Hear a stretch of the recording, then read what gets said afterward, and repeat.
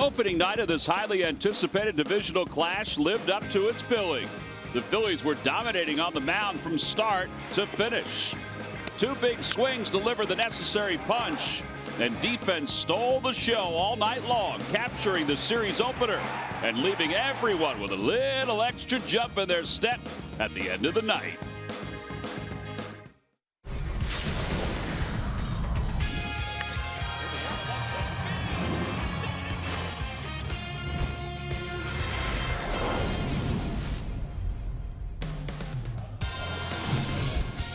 Well, game number one went to the Philadelphia Phillies. They find themselves a half game out behind the Atlanta Braves. Some of the youngsters getting some hacks in over at the yard before the start of game two between the Phils and the Braves here at Citizens Bank Park.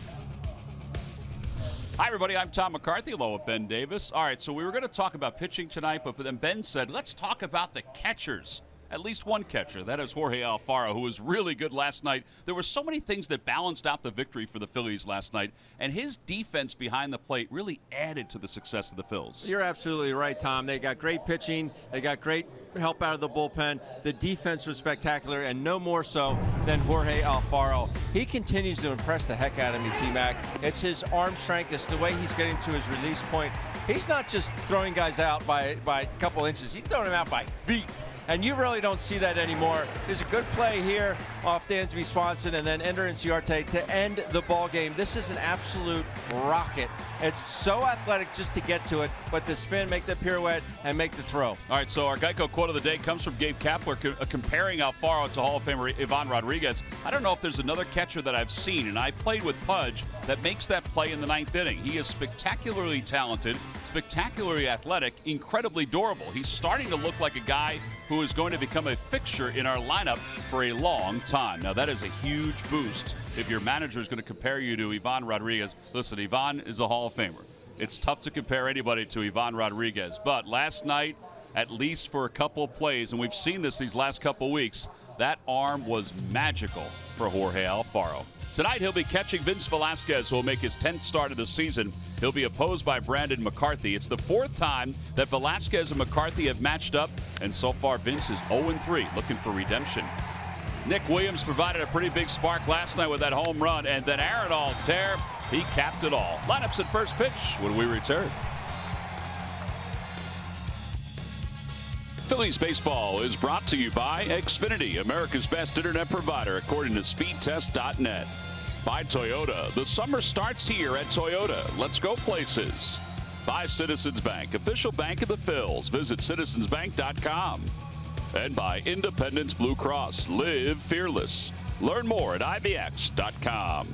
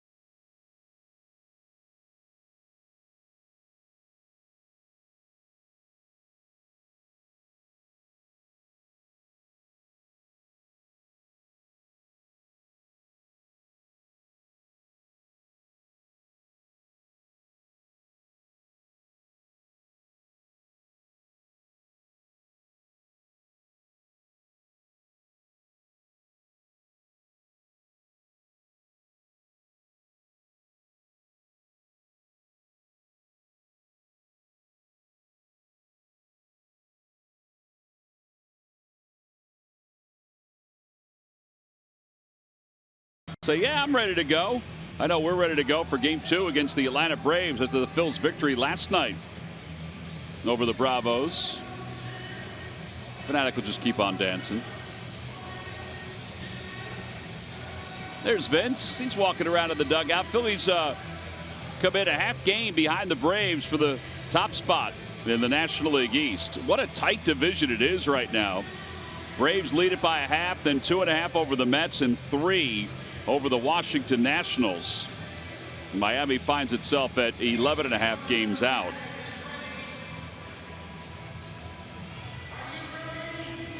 Hey, there's Tomas Perez, part of the Atlanta Braves coaching staff.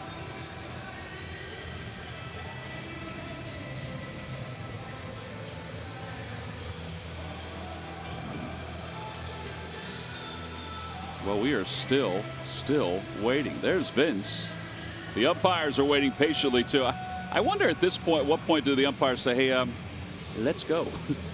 Bad thoughts out, good thoughts in. There we go. All right, so Velasquez will indeed head to the mounds. Thanks to Dan Baker saying, and here we are. All right, so the season series between the two teams. The Braves have won 6, the Phillies 4. Team batting average still goes heavy to the Atlanta Braves. In fact, they lead the National League in team batting. The starters ERA went down a little bit with the Phils and Nick Pivetta and his effort last night, which was outstanding. Let's take a look at the Braves lineup, brought to you by Xfinity, America's best internet provider, according to speedtest.net. Well, it's basically the same lineup except for 2 changes. Tyler Flowers bats behind Nick Markakis, and he does the catching tonight. And Ryan Flaherty is batting 8th. And the reason? Brian Snitker said, well, he's had some good numbers against Vince Velasquez this year. Velasquez 4-4. 3 of his losses, though, have come to the Atlanta Braves. An ERA of 4.37. But month of May, he has kind of turned the page. And let's hope it continues on a much better chapter for Vince Velasquez. He has been really, really good recently. Let's at about 94. He's taken his foot off the gas a little bit, but he still has the ability to crank it up when he needs to. The curveball has been a lot better. You see the overall career numbers against these Bravos. Not real good, but tonight's a new night, T-Mac. All right, there's Ozzie Albies as he leads things off. Albies was 1 for 4 last night with a single, overall hitting .281 with 13 home runs and 33 runs batted in. He is 3 for 8 lifetime against Velasquez. On an overcast night, a little cool here this evening. First pitch of the game, a fastball outside. We're underway. Albies with 26 runs batted in on the road. He and Markakis lead the way with Charlie Blackmon. Bat goes flying into the net. Yeah, the net catapults it over the railing. 1 ball, 1 strike. That bat's as big as he is. He's a strong kid. That was a good shot. Incoming.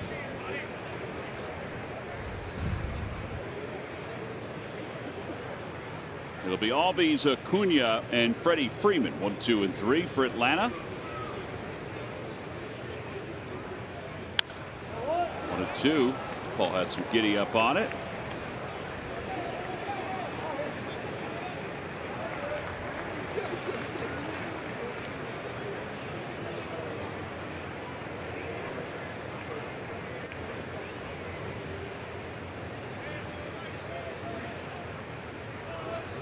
Curveball just missed. That was a pretty big recipe last night for Pivetta, was getting that backdoor curveball and to get it to go over the plate.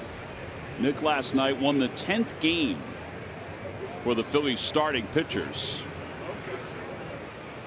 Breaking ball and a strike 3 called. That was not a backdoor curve. That was just a beauty. And 1 out. Yeah, the first one he threw, he tried to backdoor, he overthrew it a little bit. This one he's able to get out in front a little bit more. Better rotation. A lot more depth to this curveball in recent starts. this season. He's thrown his four-seamer 59% of the time, the curve 19%. Got a fastball in 1-0.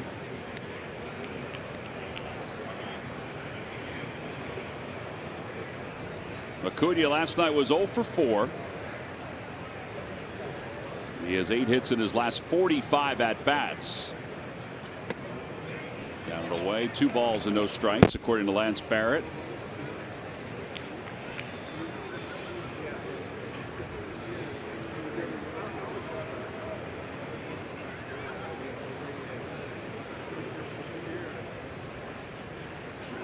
That one's rocketed into left field, a base hit. It's going to wind up being a 2-base hit for Acuna. And he gets there easily with his 7th double of the season. Well, people talk so much about exit velocity and bat speed. Those are 2 prime examples right there of exit velocity and bat speed. And that's just under 110 miles per hour in the exit velocity. I don't know what was quicker, his bat speed or how fast he got to second. He can move. He gets himself in a good count. 2-0. He knows what's coming.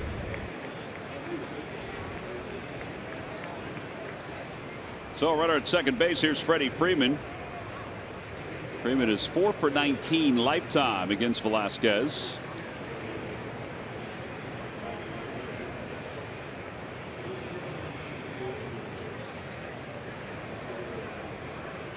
Breaking ball. Time now for a Nissan upgrade. Upgrade to the technology of tomorrow today. The Braves are the leaders with runners in scoring position in the National League. The Phillies, though, not too shabby at 263.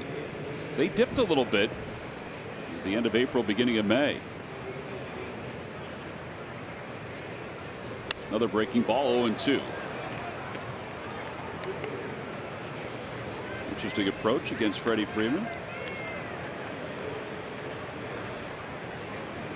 By the way, the 10 wins by the Phillies starting staff in the month of May is tied for #1 in all of baseball with the Colorado Rockies. But even better than that, the 2.13 ERA is second in, or third in Major League Baseball and first in the National League. 1 ball and 2 strikes. That is something, isn't it? It really is. I think the big question that everybody has is, can they keep it up? You know, a lot of times confidence will carry you a long way. I mean, they've got stuff. There's no question about it. But you have a lot of success that can carry you. It absolutely can carry you. And I see them no signs of slowing down. Got him. Foul tip, 95. Second strikeout for Velasquez. And now 2 outs here in the first. Freeman very aggressive in that at bat. I'll be honest with you, T-Mac, I can't remember a time where I swung my first at bat. The first 2 swings of the ball game were at breaking balls. A, I was never looking for a breaking ball to hit, and B, I wasn't good at hitting them, and that's why I wasn't looking at them, looking for them. But he goes up, first 2 pitches are hooks. He swings at both of them, and then it ultimately gets struck out by a fastball.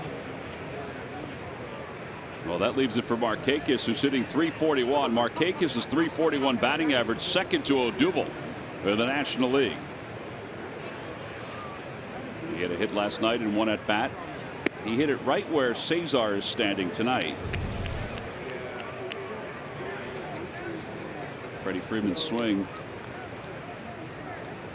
He lost some wood on that, didn't he? Lost something, maybe some pine tar. I don't know what that was. Unless he got a rock stuck in the cup of the bat. Slowly hit to the right side. Cesar's got it. No play. And here comes Acuna home. The play is at the plate, and he is out at home plate.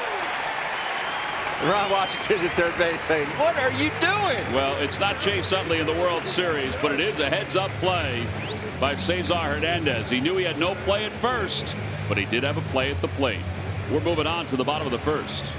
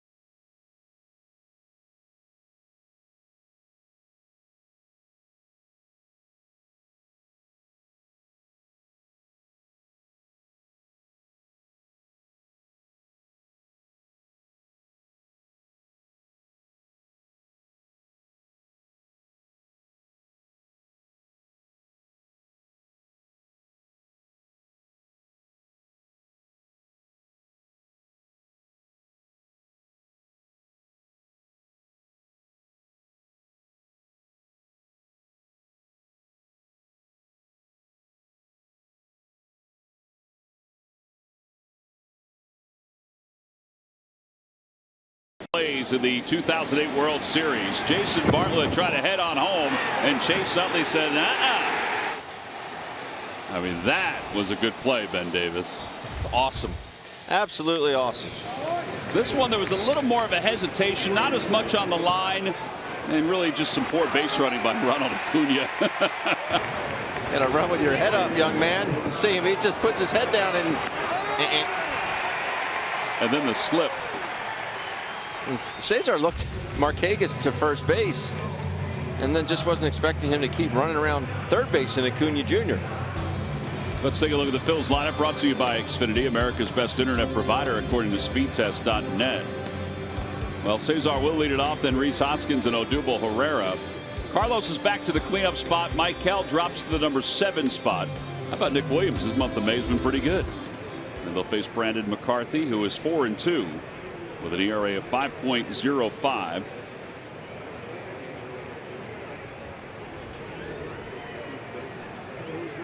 And Cesar leads things off. Corners pinch in. At a first pitch fastball, it's 0-1. Here's the scouting report on McCarthy. He's been really good against the Fighting Phils this year. 3-0 with a 2.25, but overall, not real good. He has started to get some of his velocity back. His last start against the Chicago Cubs, which was pretty good, 6 1/3, actually hit 95. The other 2 starts, though, in the month of May, 8 runs, 6 runs against the Giants and the Marlins. Breaking ball, 1-2 to Cesar,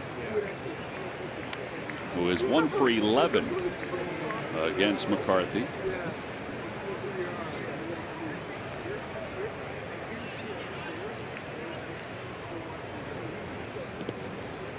Two balls, 2 strikes. You know, it's funny that play just happened, because I had a nice long conversation with Dickie Knowles today, and he was talking about, we were talking about Bruce Bochy, and he talked about when Pete Rose ran over Boch in 1980 NLCS Game 4. It was in the 10th inning down in the Astrodome, and he said he ran through the stop sign, came home, was out by 20 feet.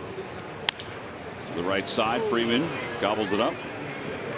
But he said, you know, he ran through the stop sign. They weren't scoring any runs, and Pete just took it on himself to try and score. He ended up giving a left forearm shiver to Bruce Bochy, and ended up being the game winner. Well, that's exactly what Acuna Jr. just did. Size advantage for Bochy compared to Pete Rose. He still knocked him over. Here's Rhys Hoskins. Hoskins 0 for 4 last night. Hitting .294 against the Braves this year with a home run. They play him the pole on the left side of the infield. Hits it to the right side of the outfield. Marquez. Yeah, there are 2 outs. 2 quick outs here in the first. Well, we're going to flash back again. 1-0 There we go. So Bull rips this ball down the line. Jose Cruz Jr. makes an unbelievable play off the wall. Throws to the shortstop is just amazed. Watching me just double clutch and said, wait, what's going to happen? Problem is he short hops Bruce Bochy. Just throw it on the turf, keep it on the turf. Rose is out by, I mean, he's out by 20 feet. Easily, yeah. Boch drops the ball, and next thing you know, the Phillies are World Series champions. You should bring that up to him next week in San Francisco. Listen, Boch, we were just talking about you. And the cool thing, Dickie said, the cool thing was the very next day they're taking batting practice, and the 2 of them ended up having a conversation. And Boch said to Pete Rose, he said, hey man, didn't you realize I didn't have the ball? He goes, I thought you had it. He goes, I was just trying to score. And he said they just actually had this regular conversation, like Pete wasn't trying to kill him. 1 ball and no strikes to Odubel Herrera, who was 2 for 4 last night. He is tops in the National League in average. And he bunts it foul. Ryan Flaherty was playing back at third base. Odubel's batting average on balls in play for the year is a point ahead of Matt Kemp. Did you see what happened to Matt Kemp last night? Yes. You don't see it that often. He went down the first base line. There was an errant throw. He was safe. He took 1 half step towards second, and they tagged him out to end the game. To end the game. You might see that. Might see it once a year. Might. But the rule is that it's pretty clear. Yeah. Any kind of an attempt to go to second base means that you are fair game. It's like you're off the bag. If you don't make an attempt,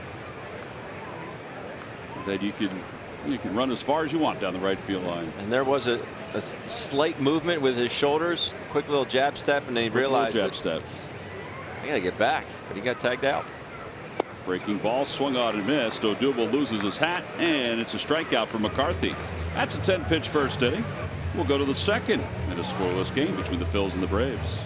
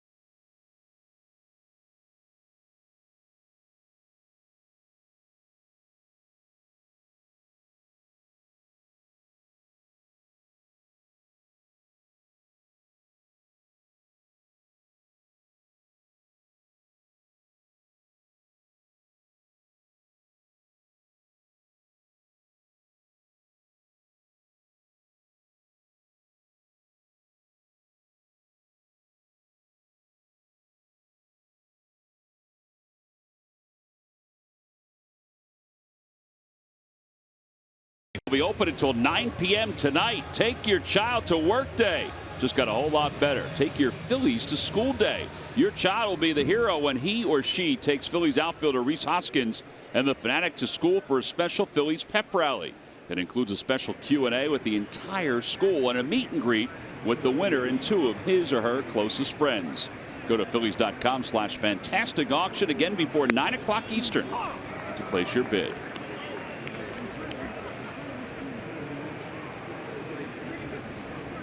There's Rhys. I was with Rhys this year on a couple of school visits, and he was so engaging. He was reading one of the Fanatics books as Flowers is overpowered, and it's no balls and 2 strikes.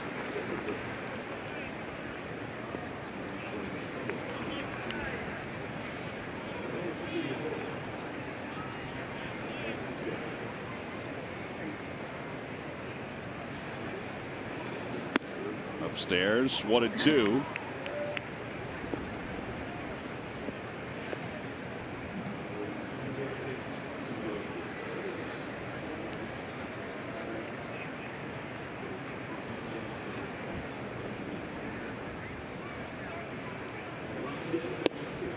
Just a bit inside, 2-2. A lot of fastballs to Flowers.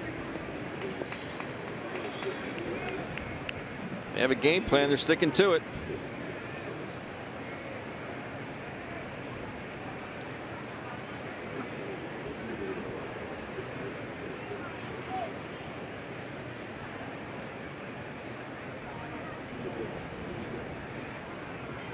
Breaking ball fouled down the left field line.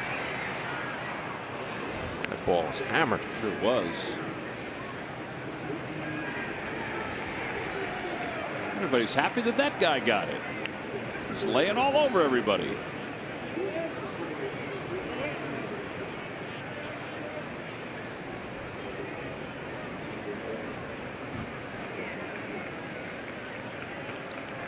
Two balls, 2 strikes to Flowers.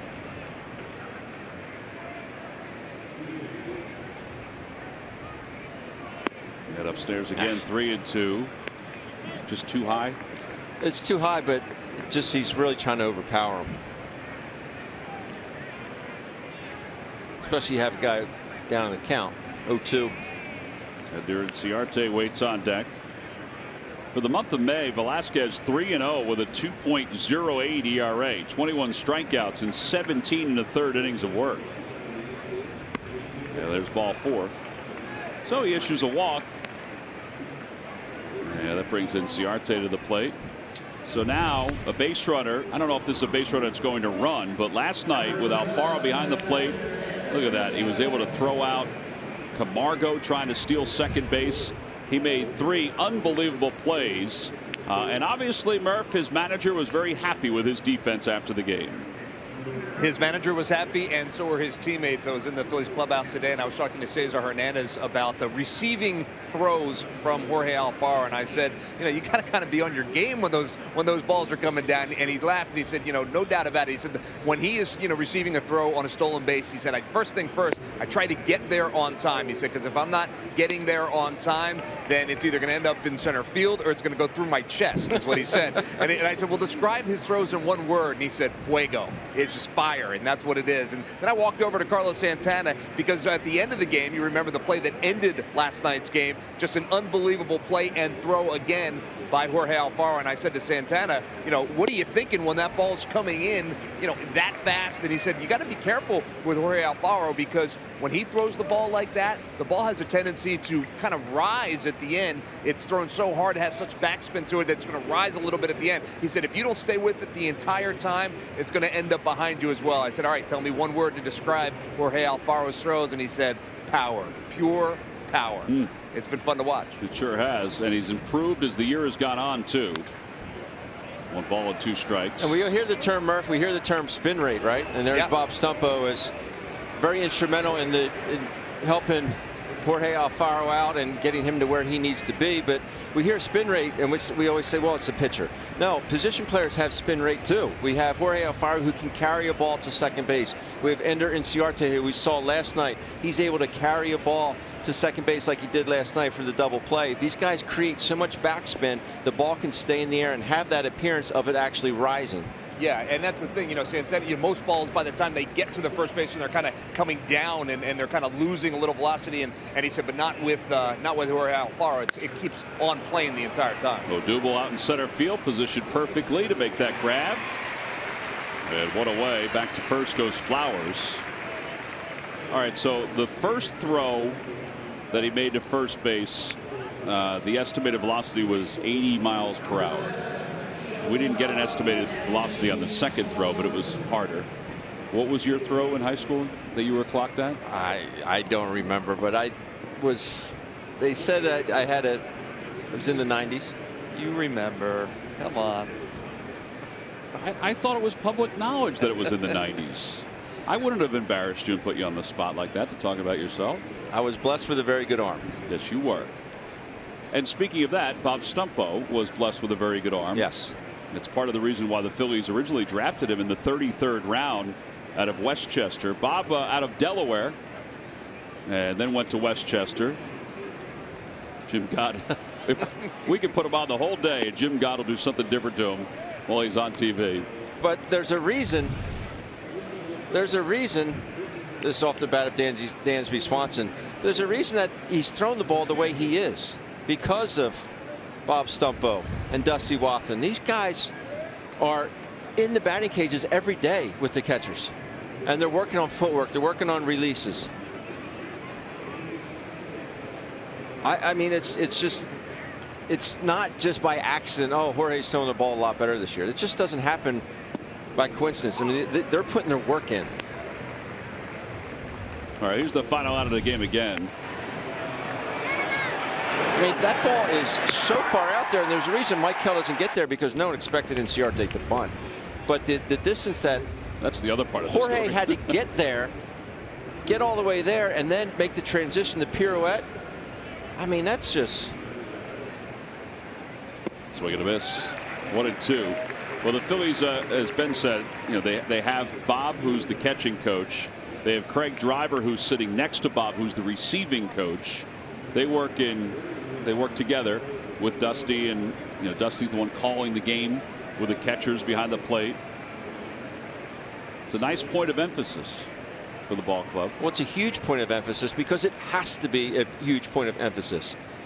I mean, you got some guys on the mound that are, very instrumental, obviously, to this the way the ball club is playing this year, and Jorge Alfaro and Andrew Knapp have a big part of that. Yeah. Earlier in the at bat, I saw fastball away. Velasquez shook it off.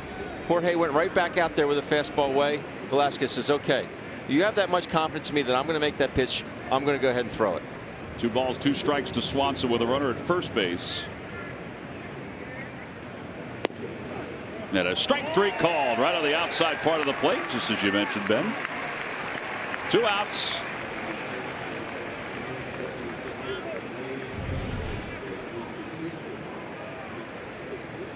Right on the black.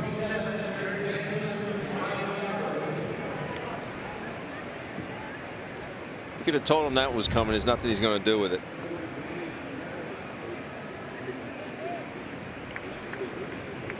Ryan Flaherty hitting .279. Does have a home run this year against Velasquez. He's 0 for his last 13. And that pitch right there to Swanson, you see it out of the hand. You say the plane that it's on, it's going to be low. But with that spin rate that we're talking about, he has the ability to keep it on plane. 2 pitchers that I faced that were able to do that. One was Kurt Schilling, the other was Roger Clemens. They would throw a ball that you say, this ball's got to be down. Next thing you know, you see it into the catcher's mitten and it's a strike. You say, how does he make a ball stay on plane like that? 0-2. Why would Flaherty be bunting with 2 outs? Go ahead, have at it. And the pitcher up next.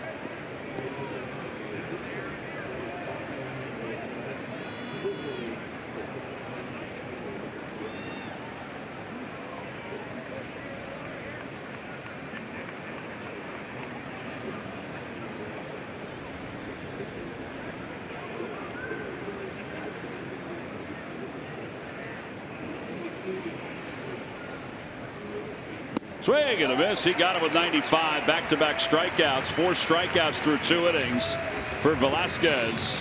No runs, no hits, and 1 man left. Got a pretty good fastball going here tonight.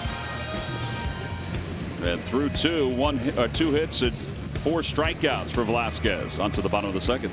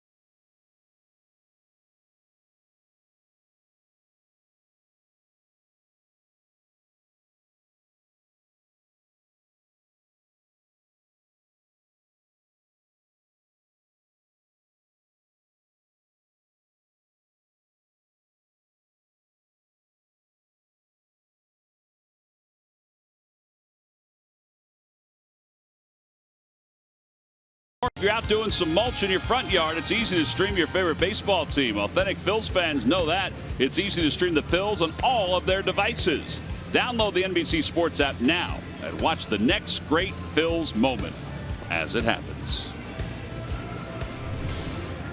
Bottom of the 2nd. It'll be Carlos Santana, Jorge Alfaro, and Nick Williams against Brandon McCarthy.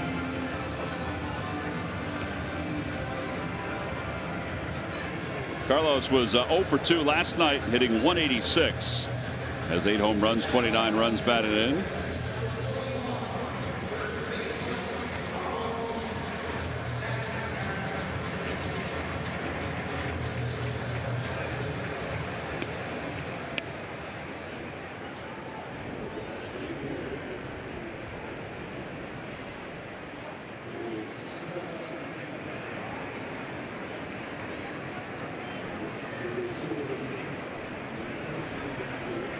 Breaking ball.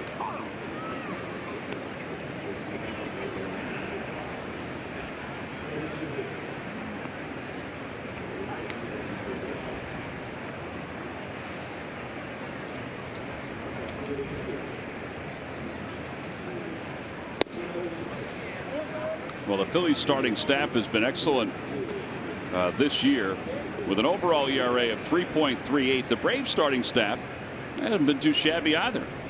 An overall ERA of 3.47.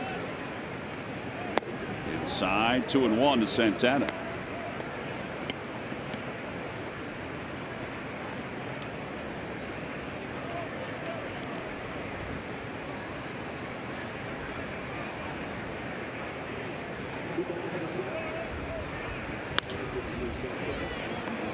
Off the first base line. 2-2. There's a happy little lady.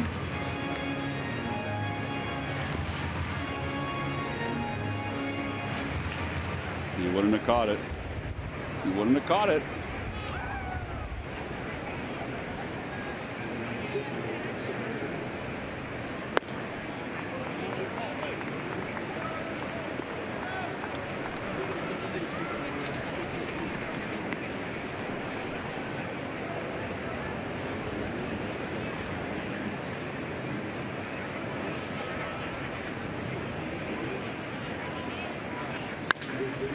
A bouncer out towards second base. Albies is up with it.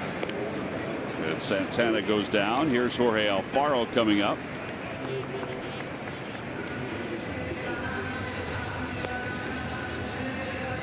Phillies during this month of May are averaging 4.7 runs per game. That'll get the job done. I think that is part of the reason why, because the pitching's been so good that they've been able to play so well here in the month of May. You know, just doing enough offensively.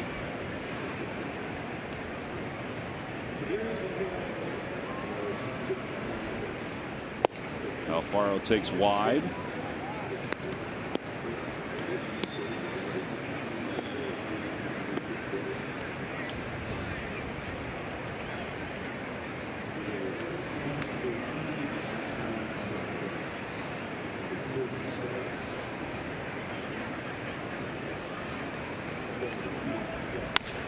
Over to second base, and again Albies is up with it.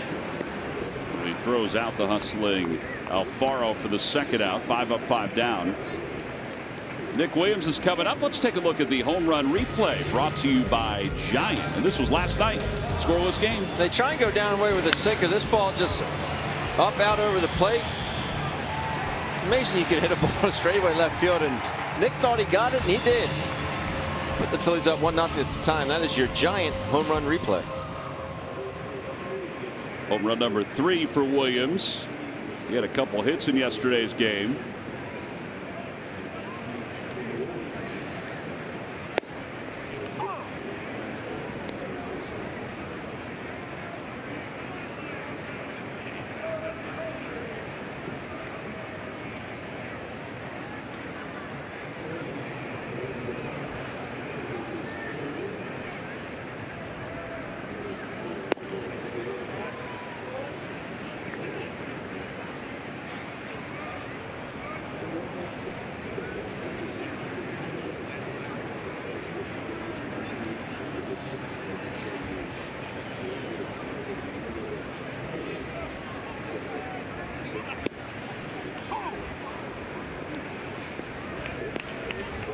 It's amazing that he gave up 14 runs in 2 games to start the month of May. I think every time we've seen him, he has been pinpoint with his command.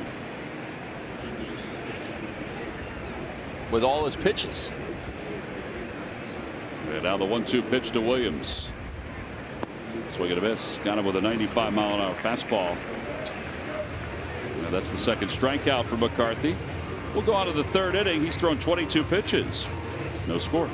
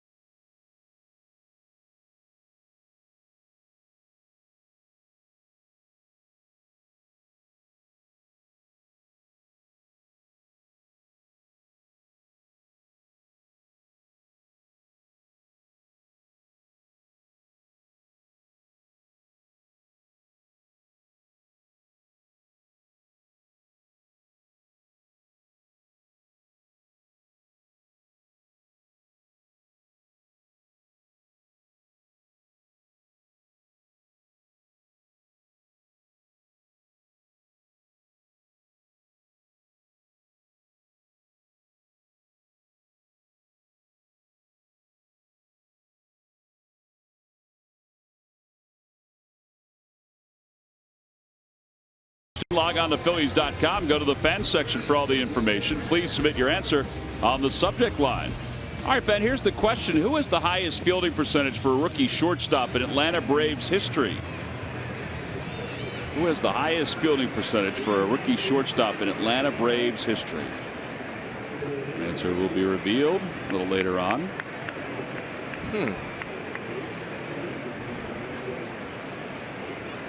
I remember this guy's rookie year. He had an unbelievable rookie season.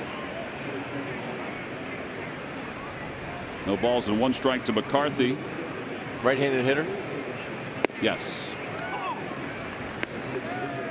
0-2.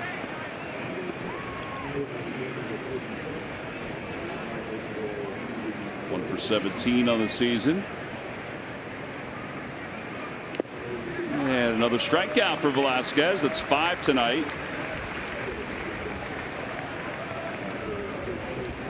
It'll be at bat as your #1 Philadelphia Phillies site to experience every moment of the season. Get the Phillies home screen icon with the app and features such as MLB.TV Game of the Day, pitch tracking, in-game highlights, live radio broadcast, stats, news, and more. Download MLB at Bat today.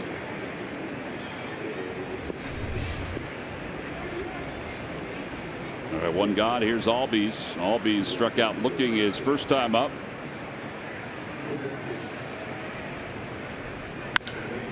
That one's hit well deep to right field, and it is gone. Albies with his 14th home run of the season, and the the Braves take a 1-0 lead.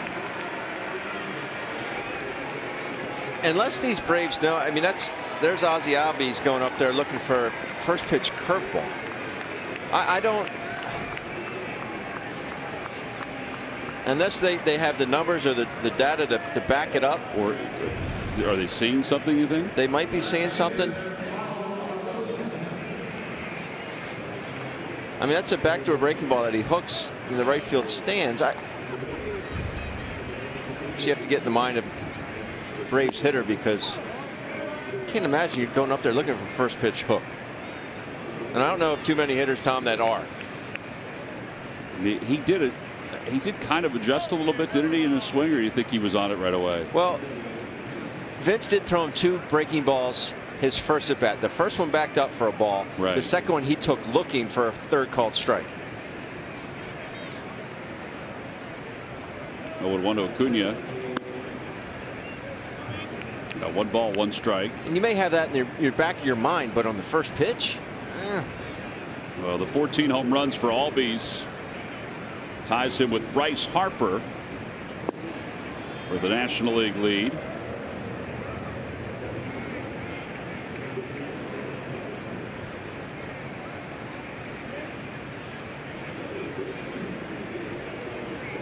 Acuna doubled his first time up, and he fouls that one to make it 2-2.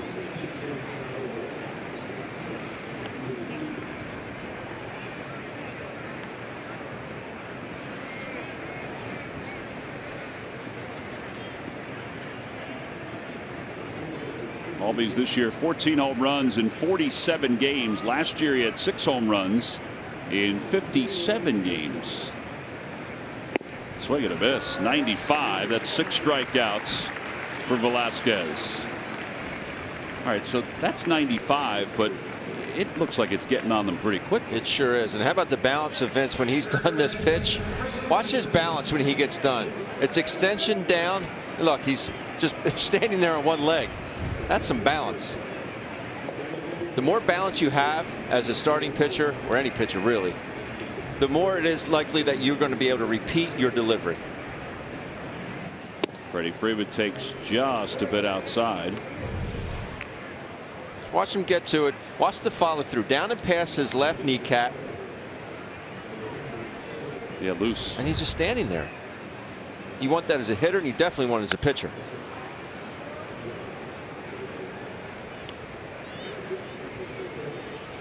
That way, EY. I don't have to pick it up. I don't have to throw it in the crowd. That's a funny man right there.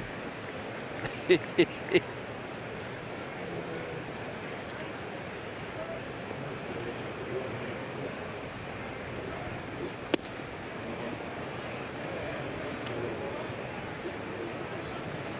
to do some research and see how many times you threw him out.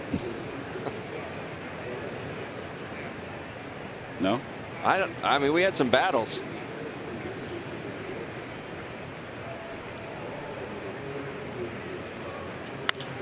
Get over there. And he didn't get over right away, so Carlos will just run it to the bag. No harm. 3 out assisted. The Braves do take the early lead thanks to a solo home run from Ozzie Albies.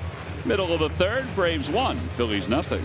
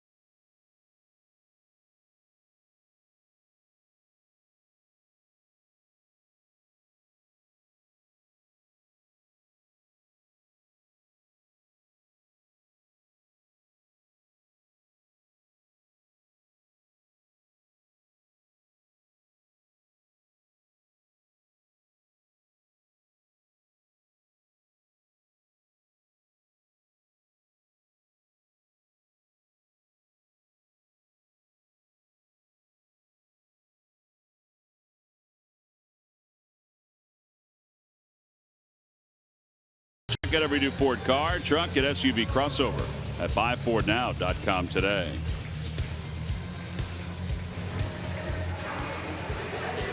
Bottom of the third, Braves 1, Phillies nothing.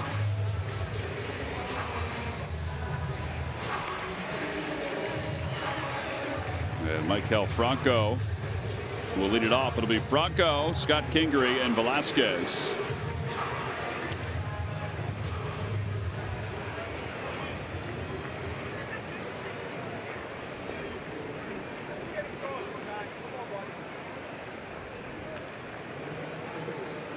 Franco for his last 12, trying to get out of that tonight. Got a first pitch outside, 1-0.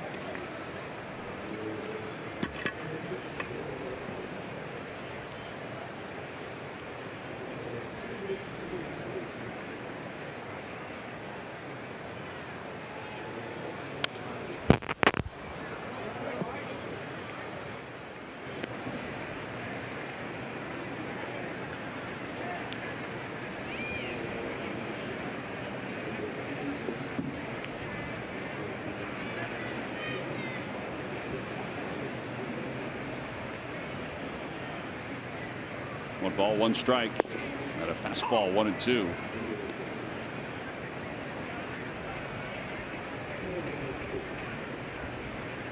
Franco overall 252 with 7 home runs. He's 4 for 9 lifetime against McCarthy.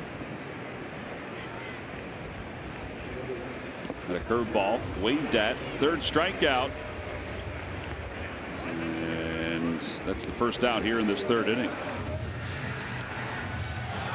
And here comes Scott Kingery.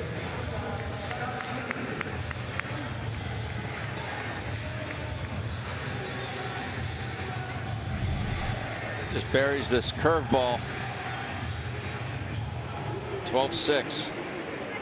Not a lot of break to it.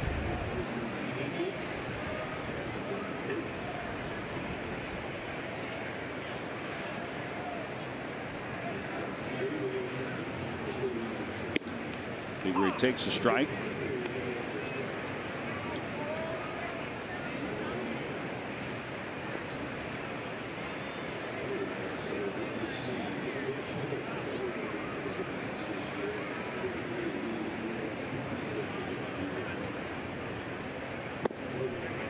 Two.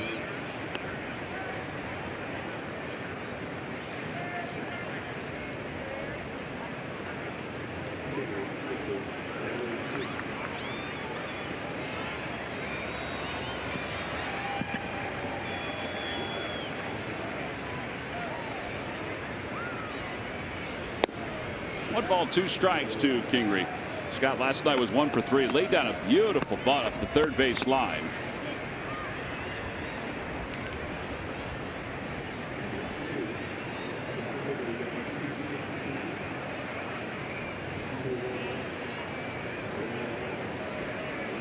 In the air down the left field line, hooking toward the corner. It is a fair ball. It kicks up, and Acuna slips and finally gets to it, and they'll hold Kingery at second base. So he is in scoring position, 9th double of the year. And Velasquez is coming up. Probably smart decision not to go for 3 here. 1 out. Vince Velasquez is a very good hitting pitcher. Good extension there by Scott Kingery down in the count. Boy, that talk about right on the line. But he's already in scoring position. Get a couple cracks at it here to score. You make the 3rd out at 3rd, or the 2nd out at 3rd base right there. It does your team no good. Velasquez hitting 400 on the year. He'll take strike 1. That's Kingery's first double this month of May. You see he's got that mitt that he's putting on his throwing hand. That's from one of his slides earlier this season into second base. Just to protect it.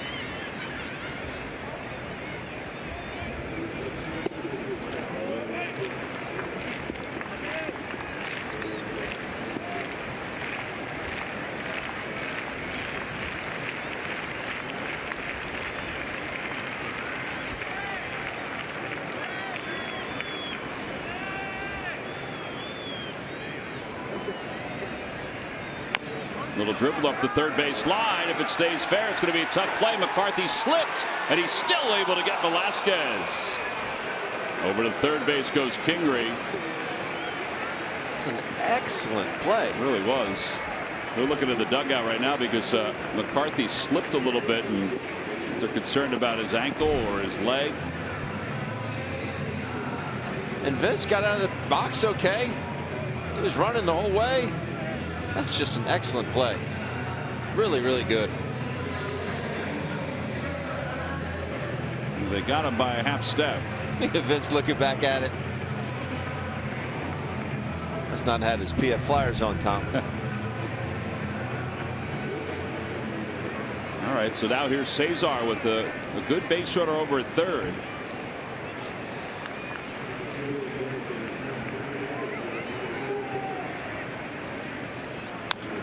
Got a bouncer to first base.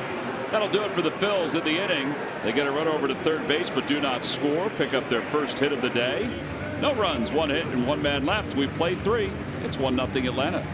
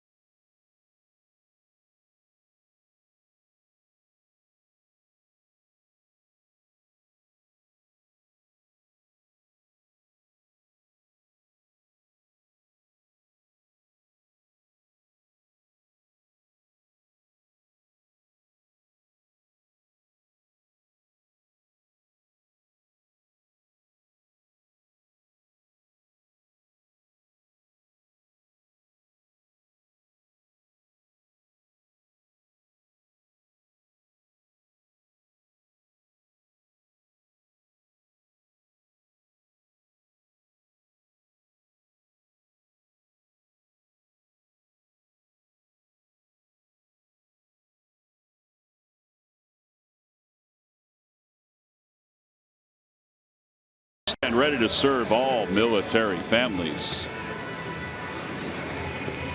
We have played 3 here at Citizens Bank Park. The Phillies trail at 1-0. Thanks to a home run by Ozzie Albies. And we move to the top half of the 4th inning. Velasquez has allowed 3 hits.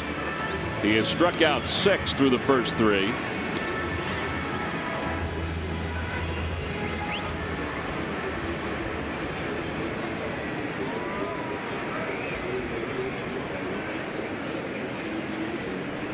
And Nick Markakis will lead it off.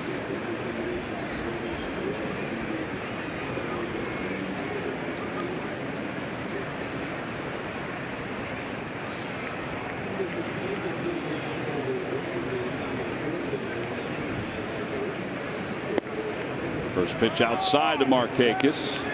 1 ball and no strikes. Markakis first time out reached on an infield single.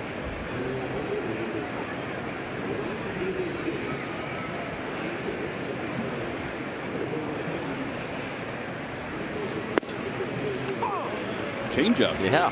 1 ball, 1 strike. I don't think he's thrown more changeup tonight. I think it might be the first one.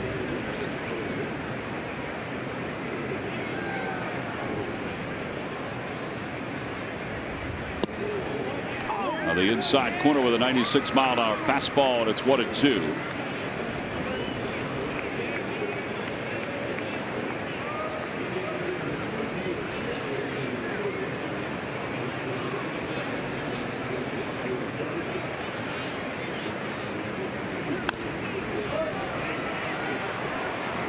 Markakis has been a solid ball player his whole life, I should say. But this year, he has been extra special for the Atlanta Braves. I mean, not only hitting .341, which is second to Odubel, but 63 base hits.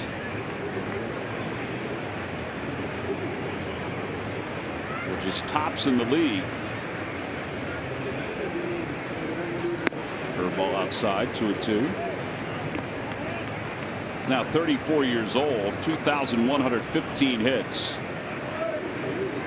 Robinson Cano, well, he's suspended for the rest of this year, and who knows what the suspension for alleged PED usage. 2 balls, 2 strikes. Another changeup.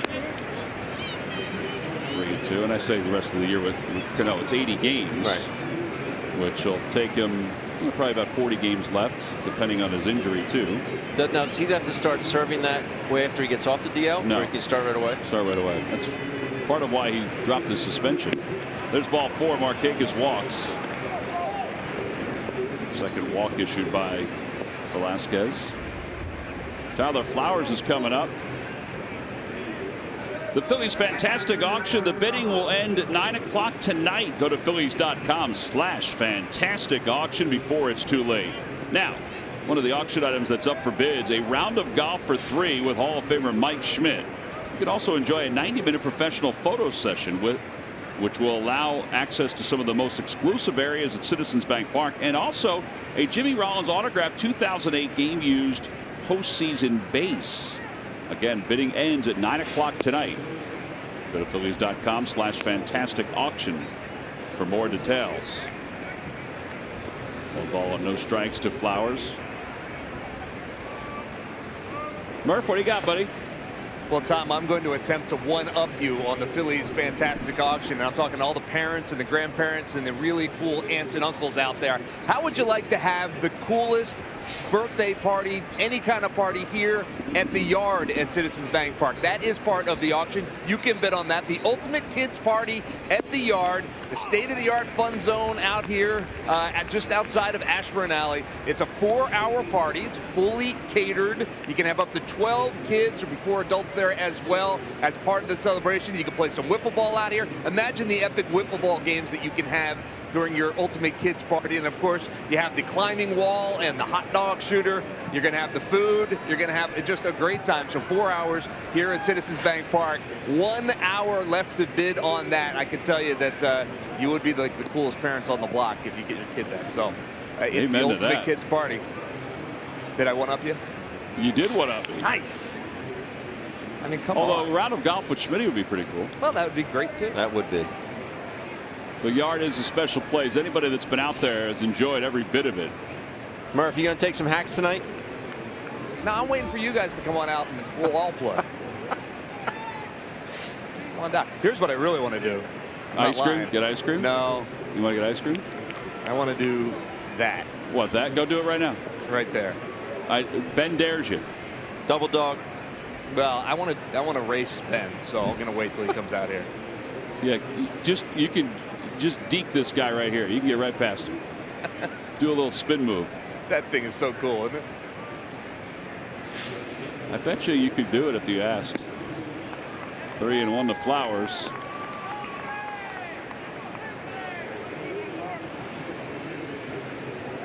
He's afraid, Ben. He's afraid. Oh, I'm not afraid.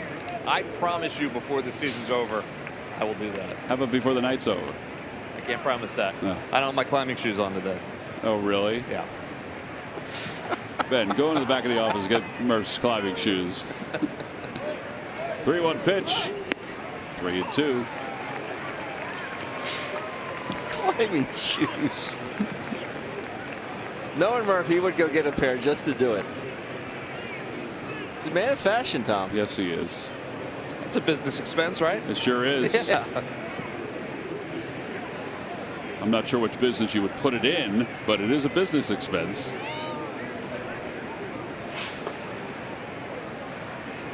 Three balls and 2 strikes to Flowers. To the right side to the vacant hole. And Markakis holds up at second, so Flowers has a base hit. That puts runners on first and second with nobody out. You hope that sprint up the first baseline didn't affect Vince Velasquez. He was going at it full bore. Just hasn't been as sharp here in this inning. Walks Markakis. And now entered Ciarte.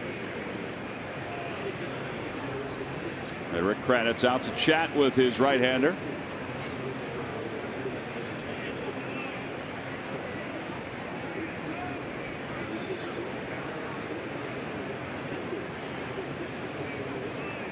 Let's take a look at the Lowe's whole team together. Now the Phillies ranks here at home. 17 wins, second in Major League Baseball. Runs per game 5.5, which is 6th.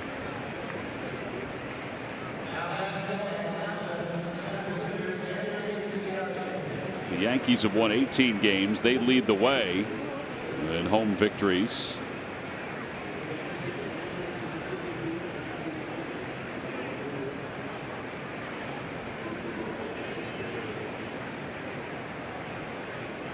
Ciarte flied out to center his first time up.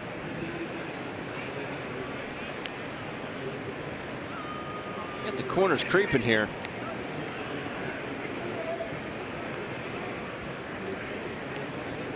It's not a bad thought. The only problem is that you have Swanson, but Flaherty really is struggling. He's up after Swanson. And then the pitcher's spot.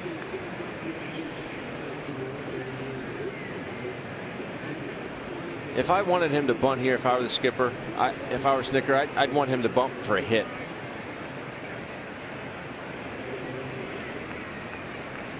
Pulls it toward first. Diving stop by Santana. Rolls out of his glove. Picked up by Cesar.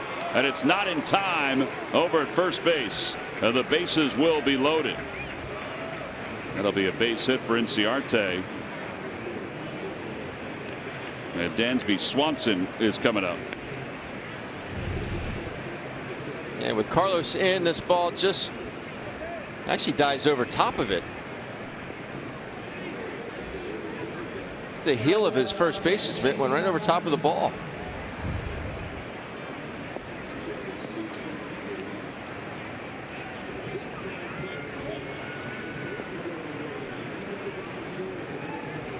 All right, so Swanson went down looking his first time up. Phillies will play the infield at double play depth up the middle.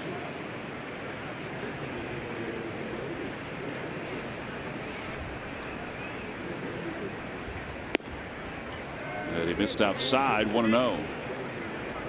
You're right, Benny. He is a little different in this inning. Yeah. More off speed.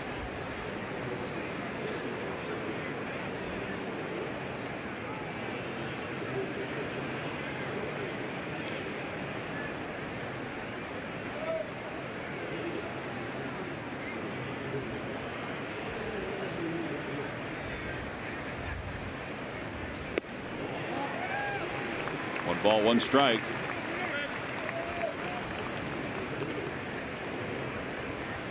May have gotten away with one right there. It was definitely the speed of the pitch is what got Swanson, not so much the location.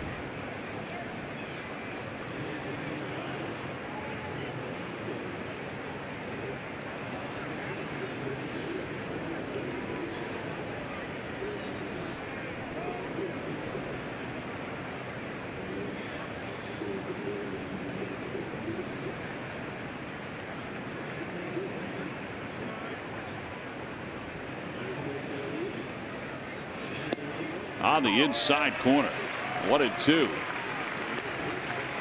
Swanson did not agree with that call by Lance Barrett, the home plate umpire. Came with a front door slider. I don't think he meant to throw it there. On the line, we've seen that be called a ball or a strike this year.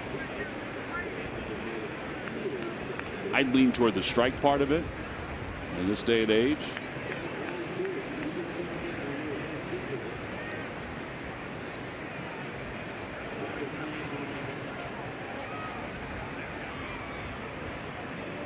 The Phillies are going to get some action up in their bullpen.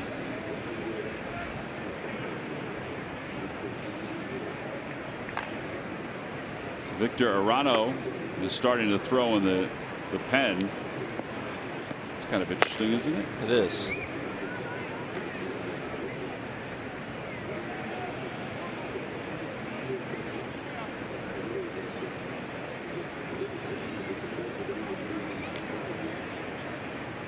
All right, so the Phillies have already used 2 visits. And with the bases loaded and nobody out, that's probably a needed one there. Make sure with Swanson up.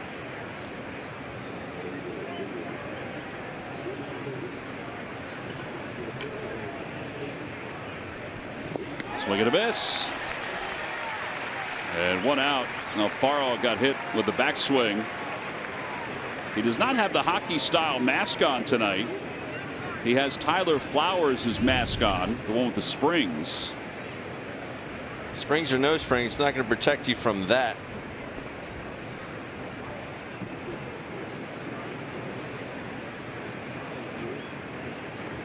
Boinked him right on the top of the head, Yeah. man. That's 7 strikeouts.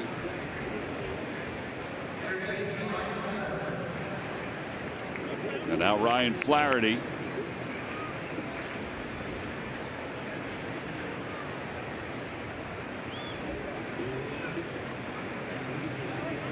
I have to ask also tomorrow why he's going with that mask.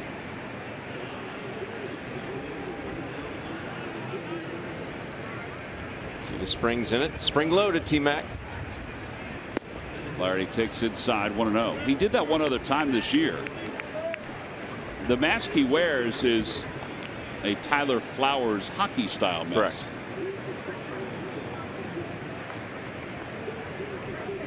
Tyler Flowers, the catcher for the Braves, has his own company with catching gear that we've talked about often. 1 ball, no strikes to Flaherty. At the knees, 1-1. There's Flowers. He's an entrepreneur.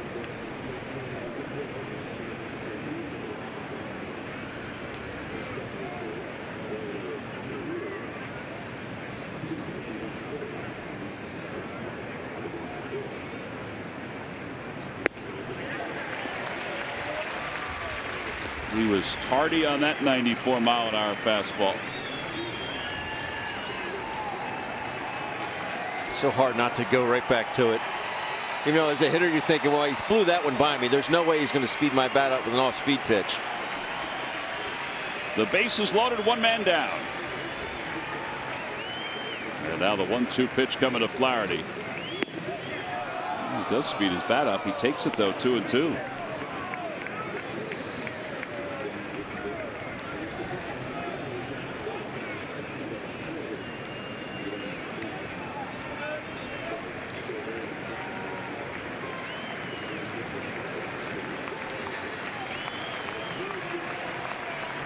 And again, the pitch coming from Velasquez. This time it's a 2-2 pitch and time is called.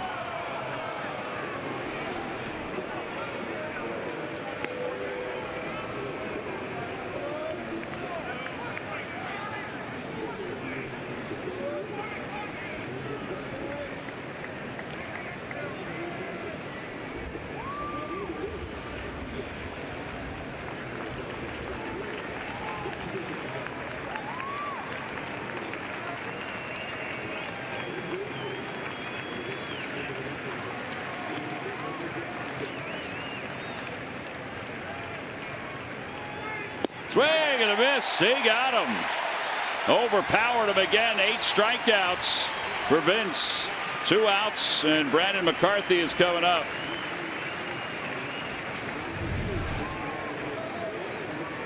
Well, there you go. And every time a Phillies pitcher delivers a fastball of 95 miles per hour or more, Comcast will make a contribution to Phillies charities. Phillies baseball is brought to you by Xfinity, the fastest internet in Philadelphia. McCarthy struck out his first time up. You just got to try to power past him, right? Yeah, he struck him out his first time on a curveball. He did. But if you're Vince right here, you can't get beat on a secondary pitch.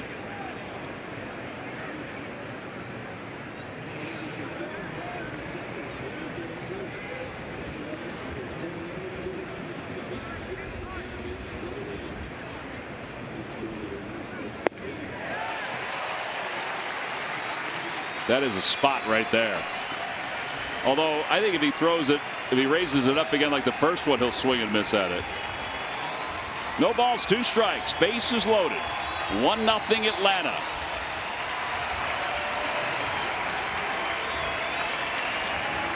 Velasquez is ready. Ooh, he got a piece of it.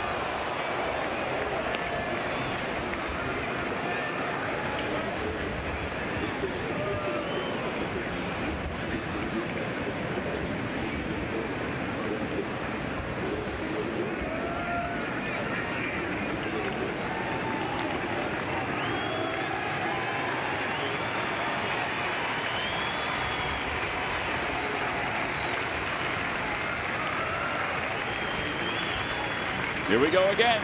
The 0-2 pitch. Swing and a miss. He got him. He just struck out the last 3 hitters after he loaded the bases up.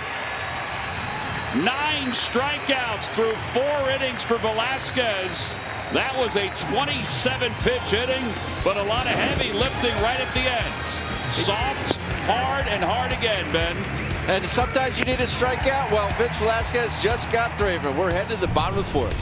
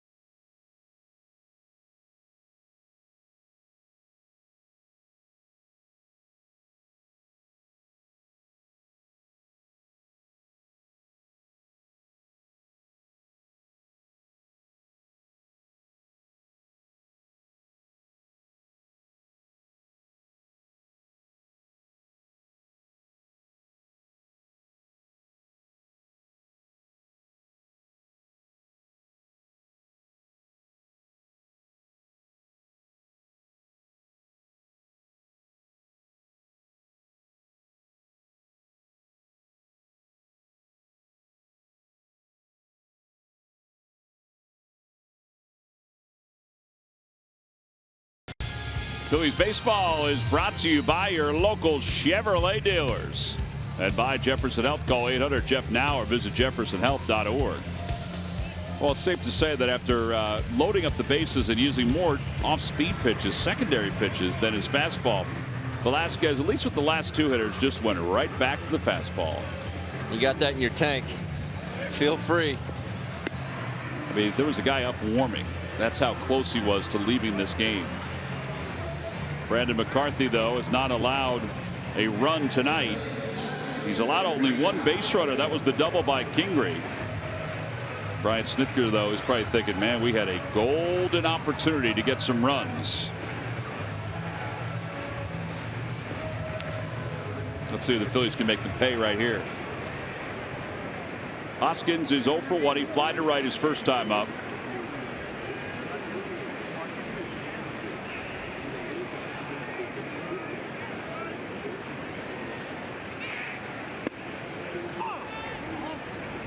No balls and 1 strike.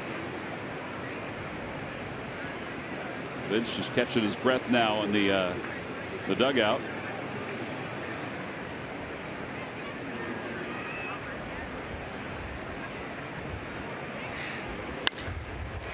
Toward the shift on the left side, Albies, former shortstop.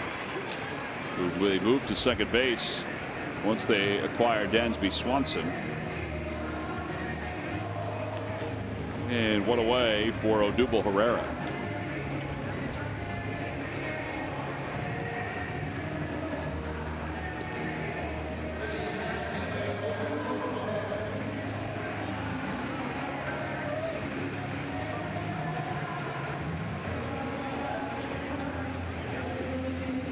Odubel went down on strikes his first time up.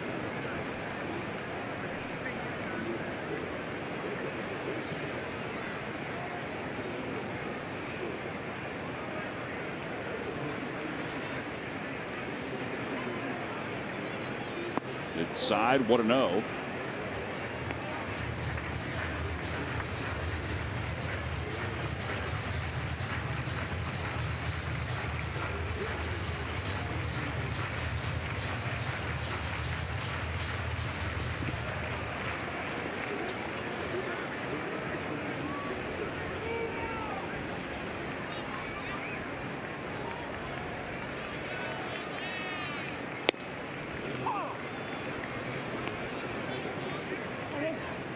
I mean, his ability to work around the plate in different quadrants, I mean, at least against the Phillies, has been excellent this year. He's not missing in the middle of the plate. I mean, look at a guy 4-2 with a 5.05 ERA coming into tonight's ball game, but yet against the Phillies this year alone, he's 3-0 with a 2.25.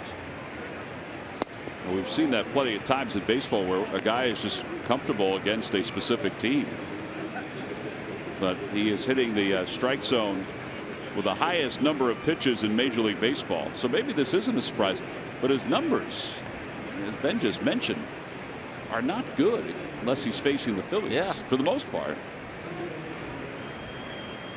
2 balls and 1 strike. Now 3-1.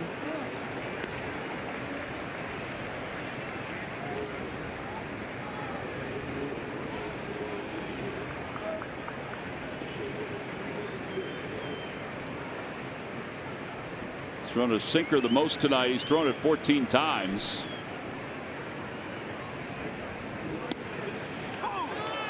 That pitch right there, the curveball. He's thrown that 12 times.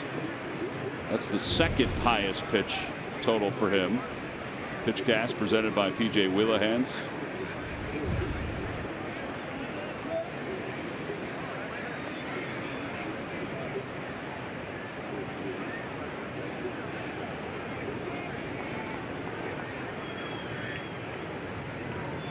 And now the 3-2 pitch.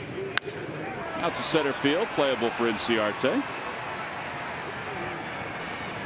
There are 2 outs. Gunnar and Barrett go fishing on the latest Eagle Eye podcast. They share stories from their trip to sea, not Seattle, to sea. Then talk football as the Eagles OTAs kick it to high gear. Plus, hear how Barrett won an Emmy working on Hard Knocks, fishing and football on the next Eagle Eye podcast. I saw Gunner tweeted out a couple photos. He was down striper fishing. Well, was Barrett with him? I did not see Barrett with him. Carlos, so for one, he grounded out. And that'll be back in the seats over the third base dugout. Oof.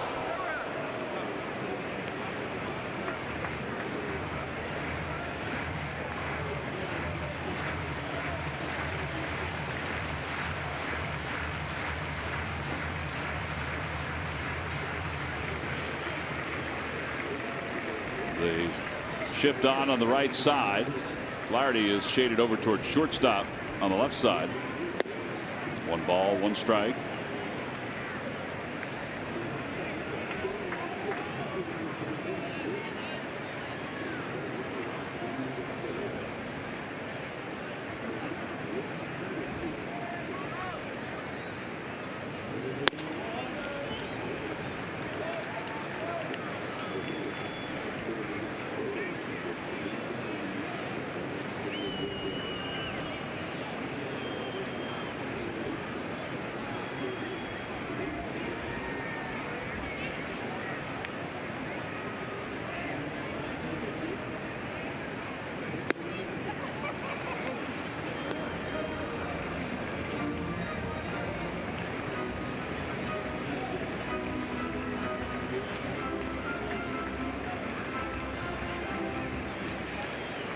Tied up right here, Los. Why not? At ball 4. That'll be the first walk issued by McCarthy. He threw Odubel a 3-1 hook and got away with it. Ended up flying. Odubel flied out to center. He goes back to it here. 2 outs. I just don't like it.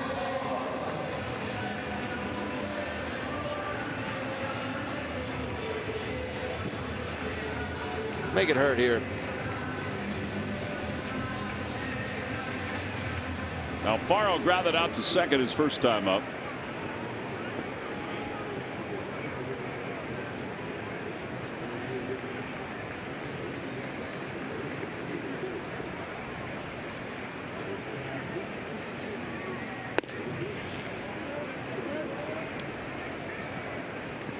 Now that was the cutter. It didn't cut.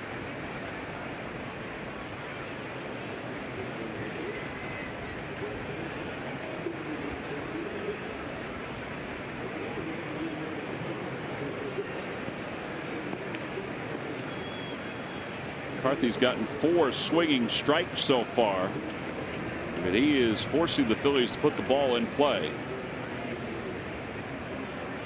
6 ground ball outs.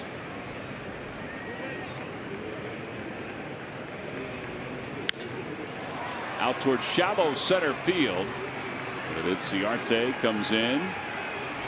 4 scoreless innings now for Brandon McCarthy. No hits, or no runs, no hits, and 1 man left. We are on to the 5th inning here in Philadelphia. It's 1-0 Braves.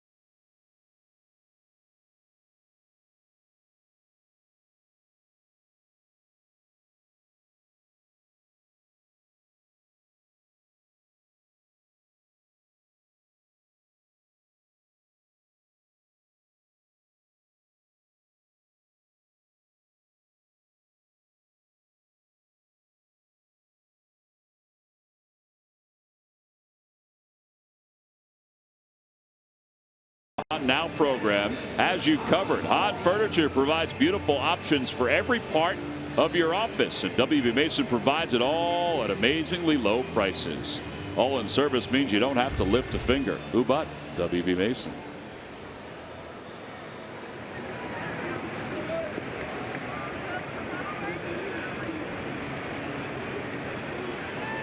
Here's Albies. He's accounted for the only run tonight for either team. A home run his last time up. Now this time Velasquez begins with a two-seam fastball. I guess it was outside.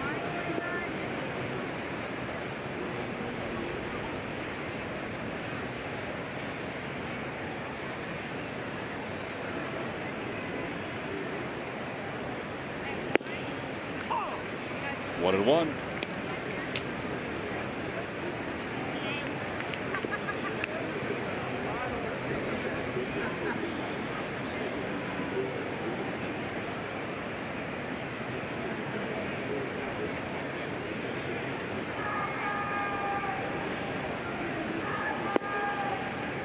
Dropped a change up toward the outer half. 2-1. Vince's last start, he went 6 1/3 against the Cardinals. 5 hits, 2 walks, 5 strikeouts. Tonight he's allowed 5 hits. He has 9 strikeouts. And now 3-1. They're not fooling around with the inner half of the plate against Albies. Acuna is on deck. I still think the way he hangs out over the plate with that big old bat, you can get balls up underneath his hands. Ball 4. Walk number 3 for Vince.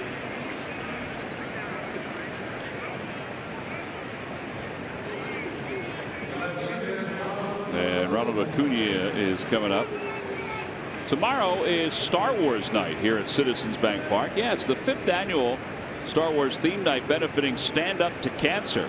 First 6,000 fans that purchase a Star Wars theme night ticket will receive a Phillies Han Nola bobble figurine.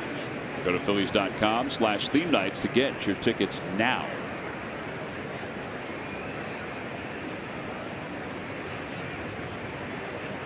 Wait till we see the costume we got for you, Ben. Want to know? Surprise, surprise, surprise. Really? Yes, sir.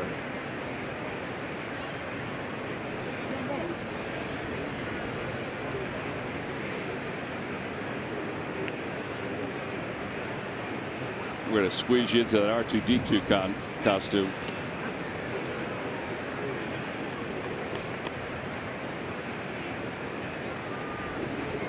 I called C-3PO, so you have to be R2-D2. Yeah, you going to be an Ewok?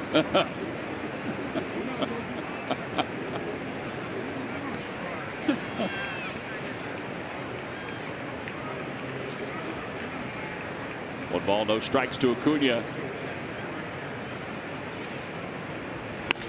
Out to center field. Odubel on the run, coming in, and he gets there to make the catch. Thought about throwing to first. So 1 out here in the 5th. Freddie Freeman's coming up.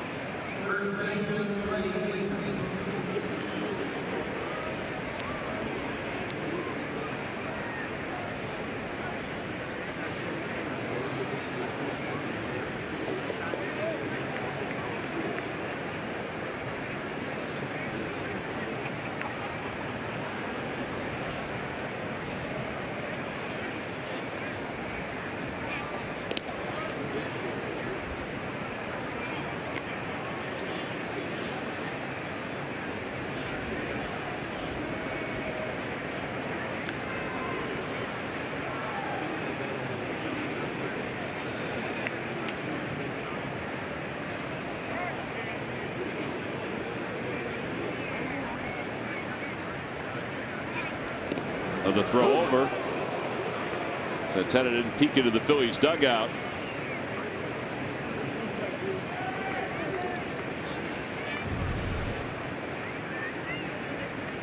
Diving for the back of that bag.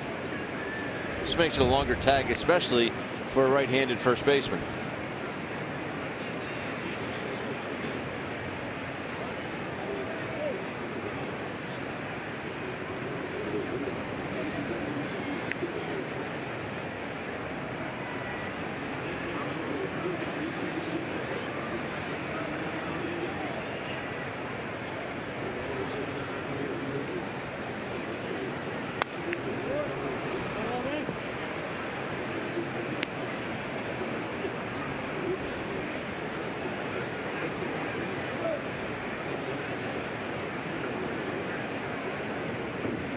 So you still have that ball that Freddie Freeman hit you? I do. No? You do have it? Yes, sir. And you're positive it's the one that he hit?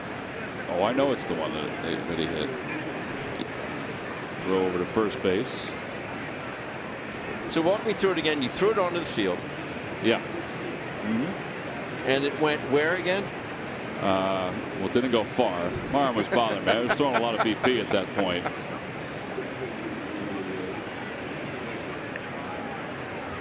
And it went to Phillies ball, one of the Phillies ball girls. Okay. And it was handed to a fan who was nice enough to contact me. And we met. And we presented, thanks to the folks at WIP, Angelo and the morning crew, was able to get us all together. She gave me the ball back. I made a donation to the American Cancer Society. Got the ball back. And I still have it. Did you get Freddie to sign it? I have not gotten Freddie to sign it. Why not? I probably should get him to sign it. I'm not saying this because you're my partner. I'm not. Yeah. But I honestly don't think this gets talked about enough. Oh, I think it gets talked about enough. I don't, because it's what are the odds? First of all, you're in a different part of the ballpark, and the man hits you a home run. You're calling a game, and who's calling the ball game, you catch it. What could possibly be the odds of that happening? Well, I sat out there as Williams plays that one on one hop and slips down and lets a ball go, and everybody is all over the place with their footwork. And Franco not back at the bag, and that's not his fault. He just couldn't get his bearings straight, and the ball goes past him, and both runners move up. Now you can see the runners are not advancing. Just hit your cutoff man.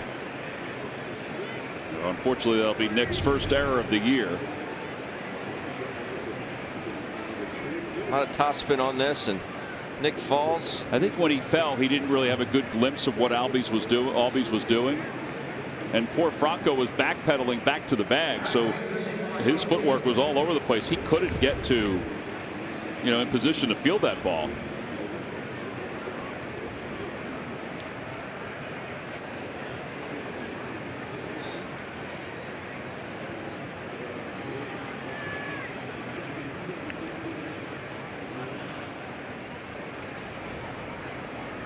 First pitch upstairs to Markakis. Well, he was in a predicament in the last inning, and he's in another one here.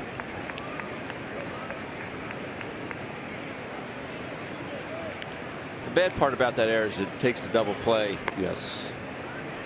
And Arano's back up and loosening. Yeah.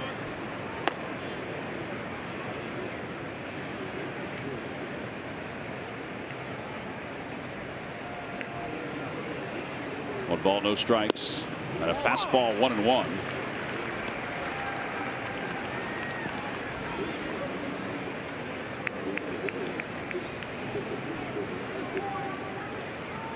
Albies with good speed is over at third. And Freeman at second base.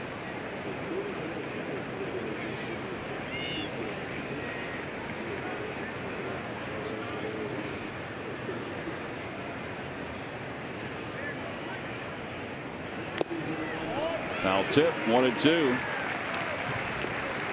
Well, I know we're in a tight part of this ball game, but I think you should get it signed by Freddie. All right, I can do that. He every once in a while he'll see me and he'll laugh because he knows about the whole thing. Obviously, I think Francoeur is the one who originally, Jeff Francoeur is originally one who told me, because that's the guy that caught the home run you hit. I get pitch here, Vince. 1 ball and 2 strikes. And the pitch in the dirt, 2-2. Good play by Jorge.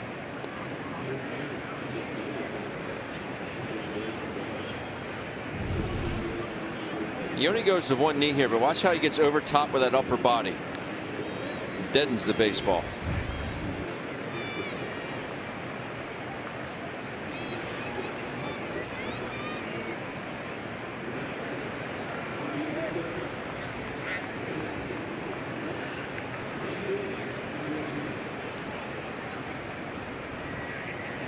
Broke his bat over to first base. Santana's coming home. The throw is high.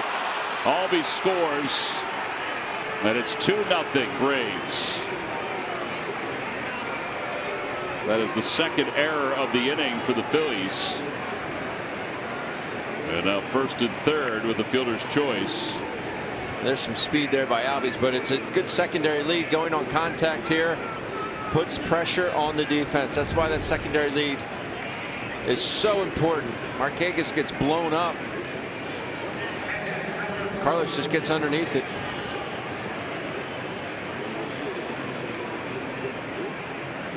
Here comes Gabe Kapler. That may be it for Vince.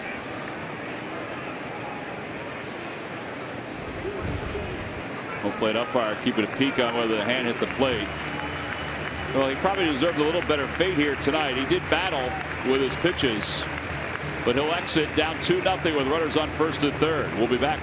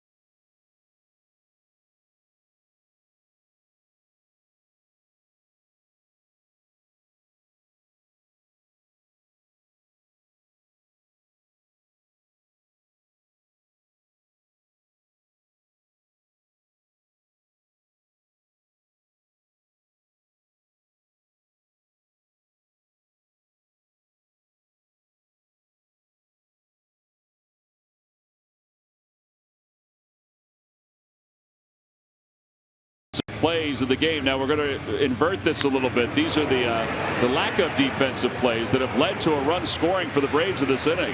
Yeah, for the Phillies to have such tremendous defense last night, it gets away from them this inning. You see the throwing error by Nick Williams and then the throwing error by Carlos Santana. They are your Hyundai defensive plays of the game, brought to you by your local Hyundai dealers. All right, so now Victor Arano is in with the Braves up 2-0. Phillies have been charged with 2 errors in this inning. And the pitch is down low. And still just 1 pitch away from getting out of the inning.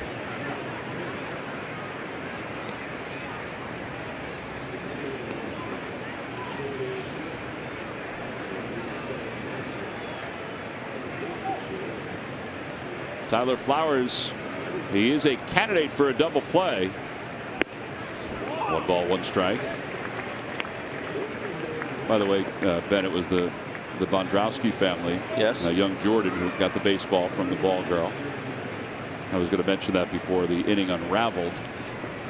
Very pleasant family. Got a chance to meet with them after that. Very cool.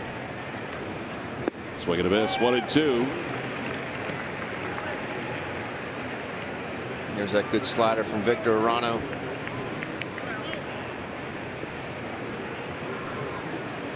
Throws a couple different ones. One's kind of a get me over. Still has some good break to it, but then the one he'll bury in the dirt.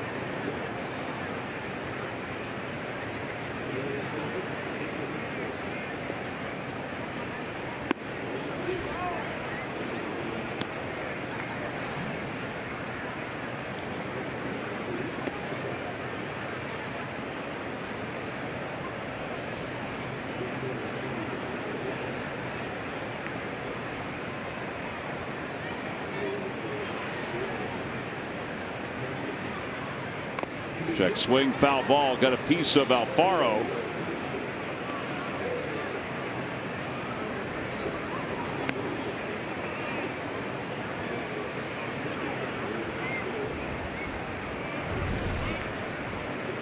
It just goes off his thigh, or off the outside of his knee.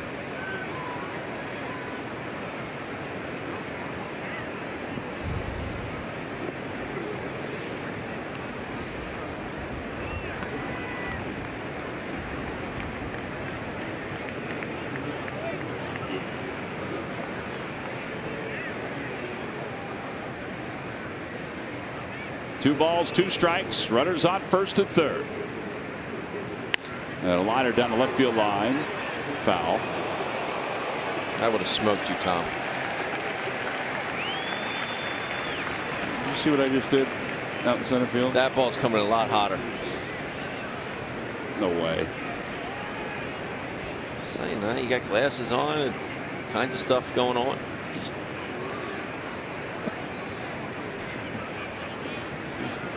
What are you saying about people with glasses, Ben? Just saying it.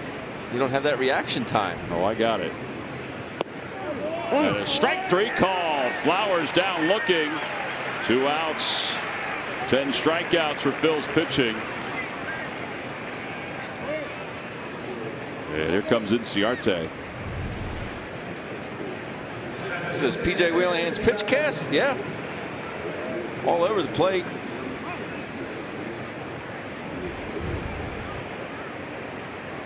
That's the one you go back and look at. Then you go back out for the next inning to catch, and you say, Lance Barrett, my bad. You were right.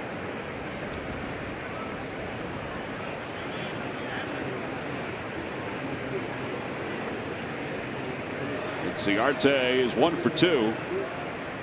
Infield hit his last time off the glove of Santana. 0-1. That one might be a bit different. No.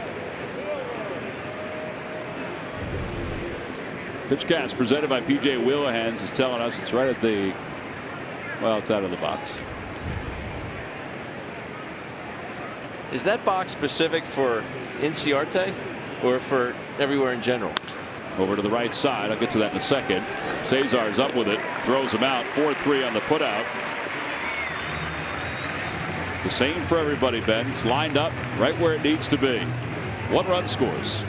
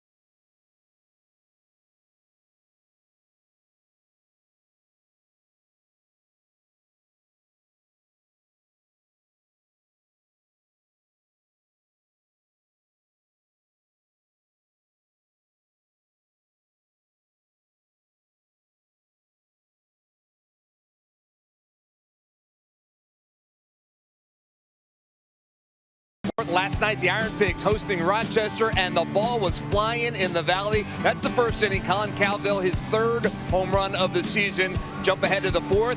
How about Trevor Plouffe?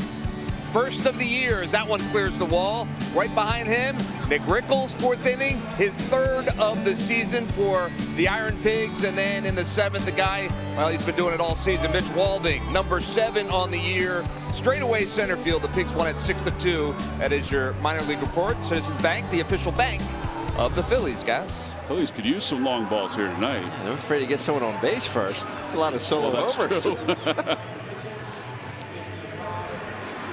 Final line, by the way, on Velasquez: 4 1/3, 6 hits, 2 runs, 1 earned, 3 walks, 9 strikeouts. Unfortunately, the Phils committed a couple errors, but they've minimized the damage here tonight. As Nick Williams struck out his first time up, leads off and hits it foul. I talked about the balance of Vince Velasquez earlier. That was perfect balance from a hitter standpoint. He got done his swing. He wasn't falling over to one side or the other. Luis Garcia loosening up in the pen. A 1 pitch to Williams.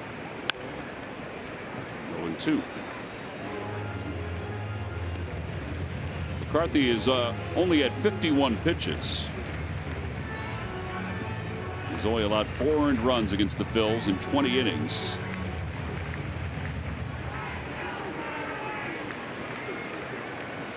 Remarkable.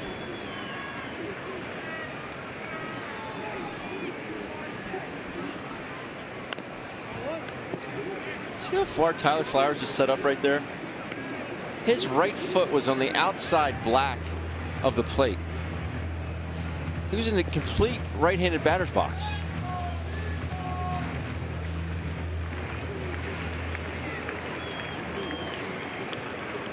It's a typical case of see how far he'll go with you.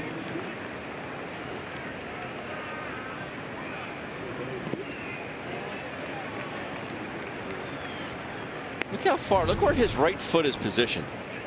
It's directly in line with the plate right there. That is incredible.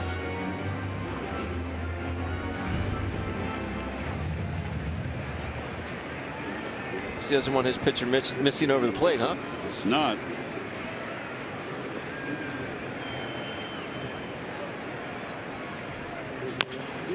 To the right side, McCarthy fields it and flips in time to get Williams.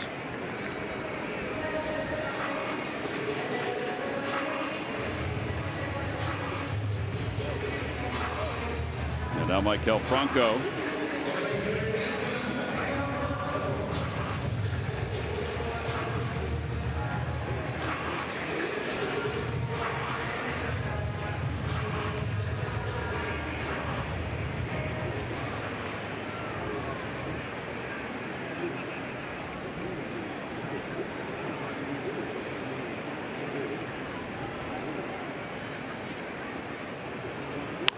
Franco rolls it foul. You'd be able to get that one, Ben. Or that would be holding John's legs out.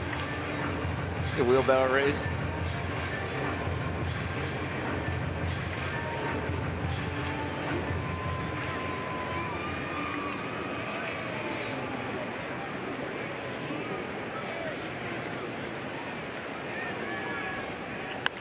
To the right side. Nobody is there.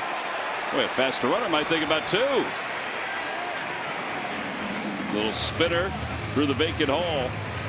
A 1-out single. This was a ting of beauty, Thomas. I mean, you got Freddie right here. He's thinking Albie's got to get to this baseball, right? Well, Albie's is way over here.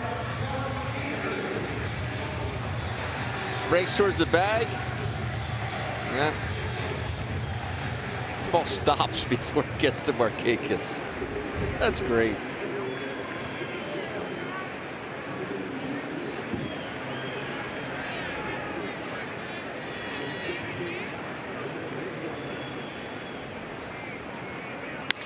Out to center field. Waiting for it is Inciarte. And there are 2 outs.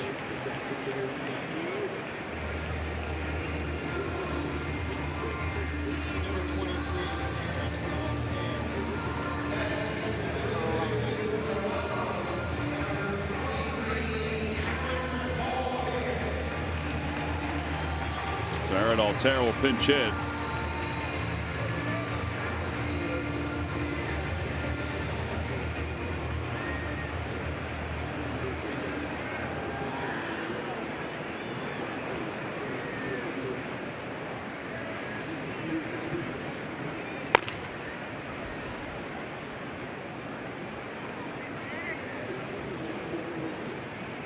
Altair takes a fastball.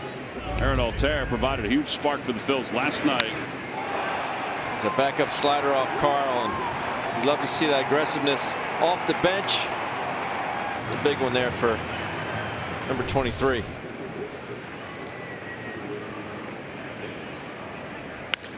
Oh, one fouled off to the right. 0-2.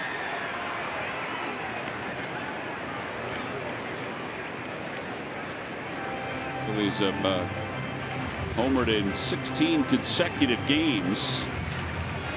They have at least one extra base hit in 42 consecutive games.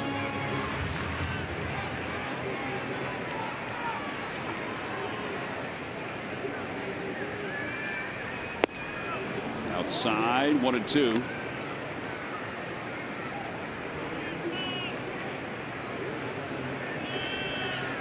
I'm trying to think of a scenario where Aaron would stay in this ball game as a part of a double switch, but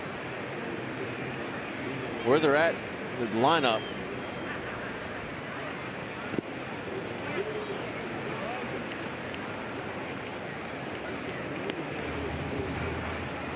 Unless Gabe gets really creative.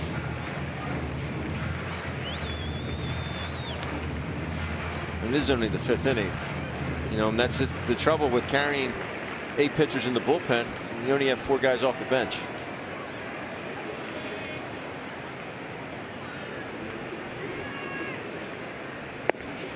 Just below the knees. Altair thought it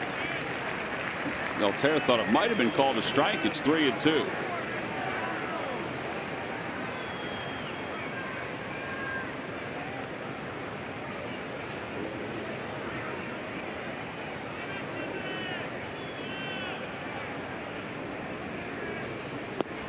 Low ball 4.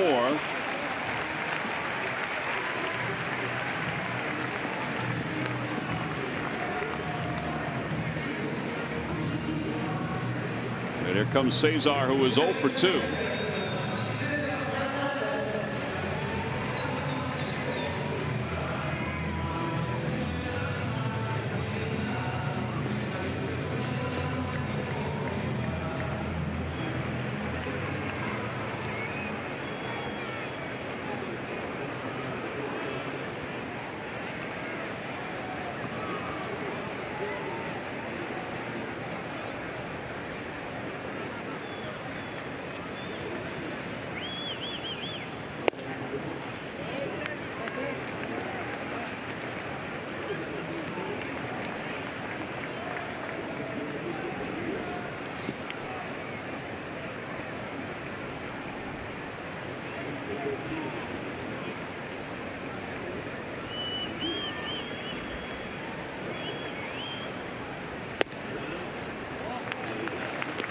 Phillies just the 2 hits, and obviously we saw that base hit that Michael just got. Cover wasn't exactly knocked off the baseball, but ball Scott Kingery hit down line was a good sharp double. Other than that, it's been a lot of soft outs.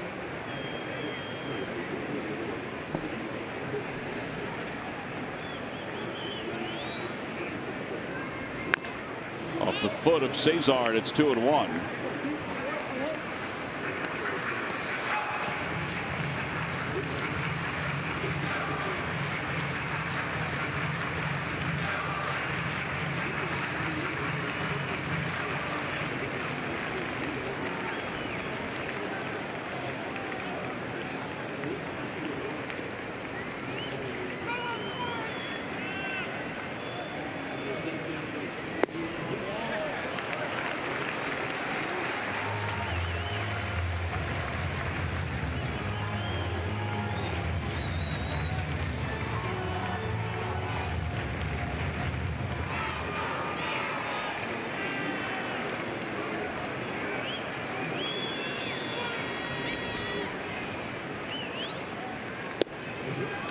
Through a 3-1 breaking ball. The 3rd one of the night.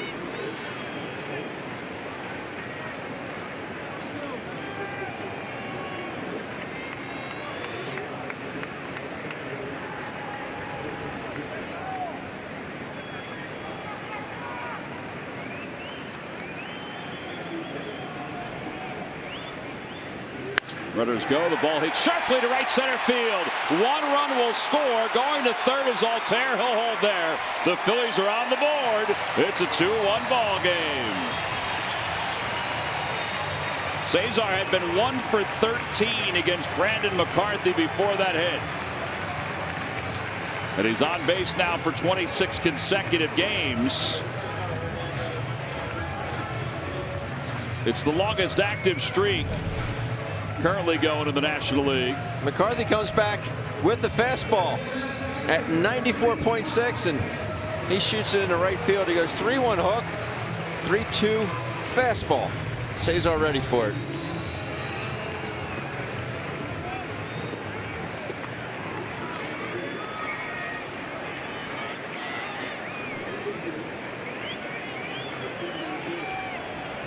Well, now Rhys Hoskins, he's 0 for 2. A chance to tie it.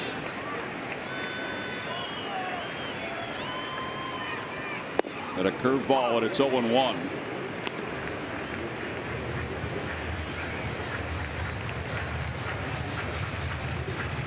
McCarthy still at just 70 pitches.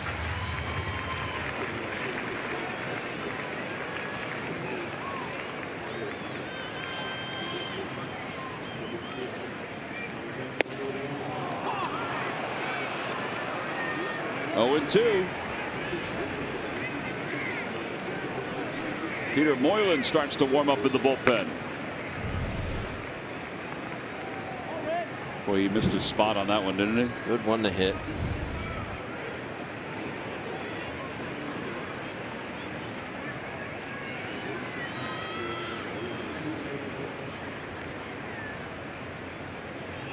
Another breaking ball. It gets away. Hernandez will go to second base. Be a wild pitch.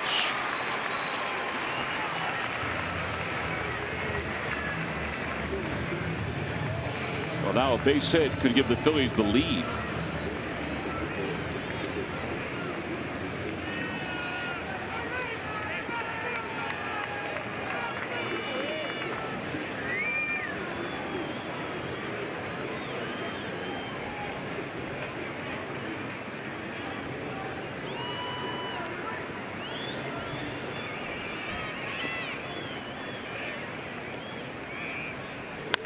Fouled off, and it remains 1-2. Good swing. Short to the ball. He's on time with that leg kick.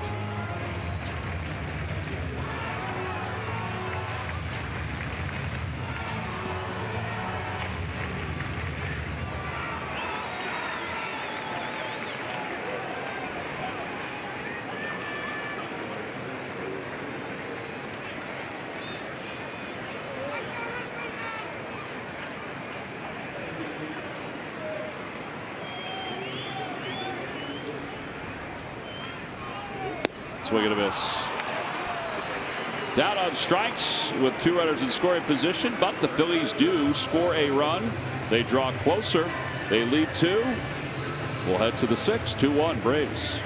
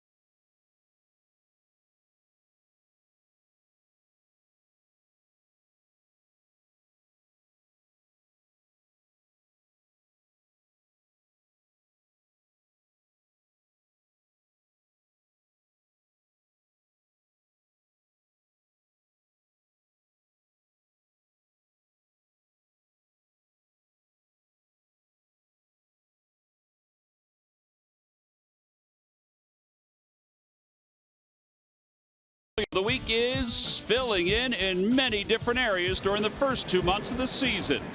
Pedro Florimon has defended 5 different positions this year and has done so in fine fashion.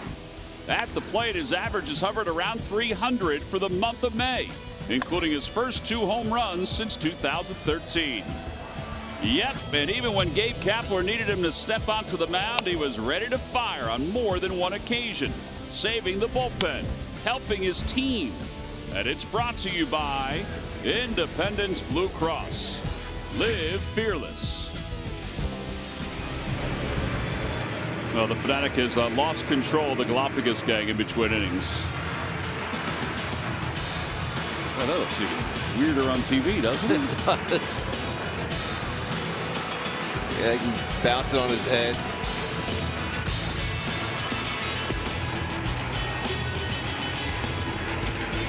Calvin has no idea where he is. No. In the shell. Dansby Swanson will lead it off against Luis Garcia here in the top of the 6th inning.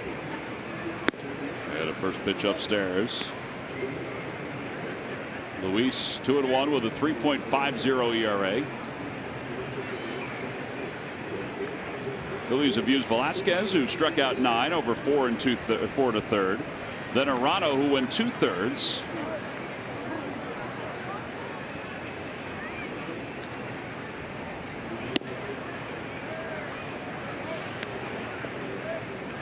Two and 0.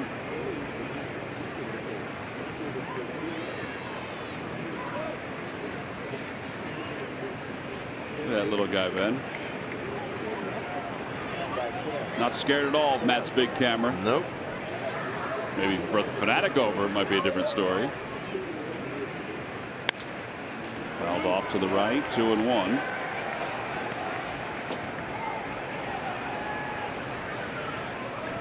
He's adorable.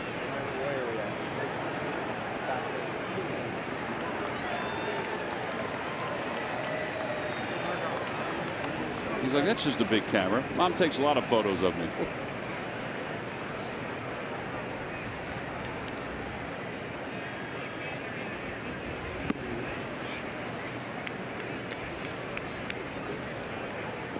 Do you ever get one of your kids ask, how come you have so many more pictures of such and such than me? They're looking at your photos on your phone. Well, you know as well as I do, when you have 4, one's always wondering why the other one gets more. Yeah.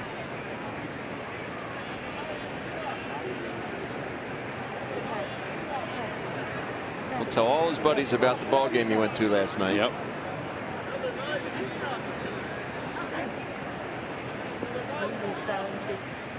Fouled back 3-2.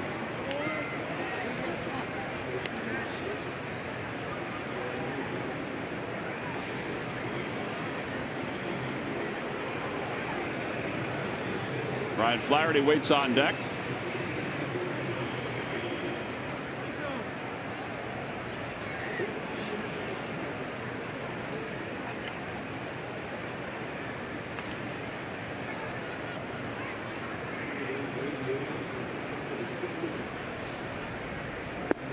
That is strike 3 called. I do believe he may have been frozen on that one. 3 strikeouts tonight for Swanson. Front door slider. Here's Flaherty. Little knee buckler.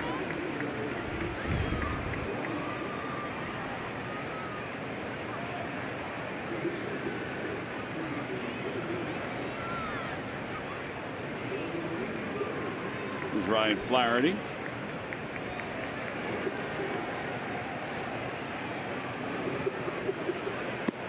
Breaking ball. You know, it's interesting. He was blown away by the fastballs by Velasquez. You'd think they would just try to blow him away again with Luis's fastballs. With sink.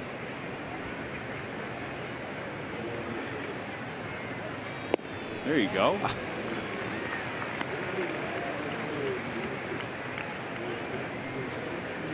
Of course, we know everything up here, don't we, T-Mac?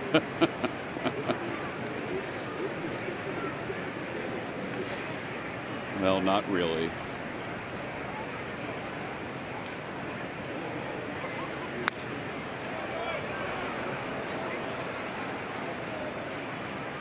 Ryan's dad is the head baseball coach at Southern Maine. They just got knocked out of the regions this past weekend. They're a good team. I saw them last year.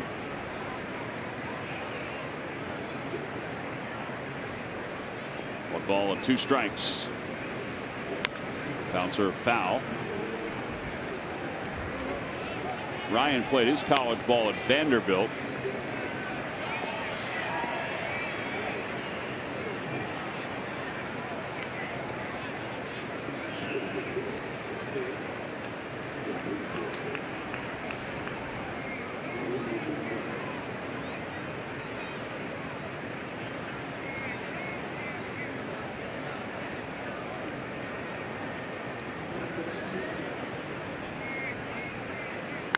Get over there. Over to Carlos.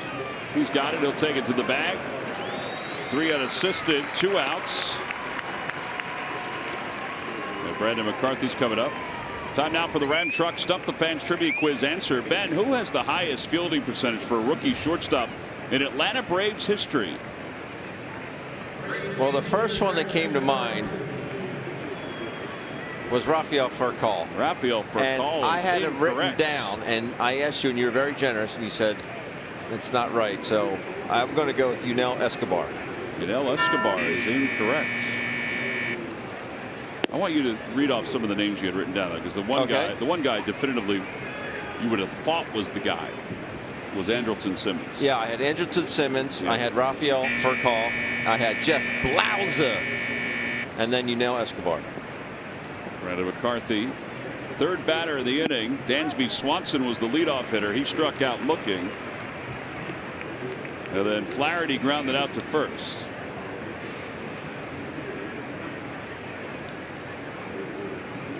Dansby Swanson? That is correct. Really? Log back on to Phillies.com to find out if you're the winner of a Phillies prize pack. Oh, I don't like your hint then. What? When you said when this guy came up, he was really something. Defensively. He's been good. Yeah. But when I think of Braves shortstop, I think of Furcal or Simmons. I have to admit, I was throwing you off there. It wasn't a total hint. I was throwing you and Little Joe off a little bit on that one. Little Joe's very uncomfortable right now. Eating too many elk sausages tonight. 2 balls and 2 strikes to McCarthy. And a strike 3 called. A 1-2-3 inning for Luis Garcia. We go to the bottom of the 6th. The Phils down by 1. Odubel leads it off.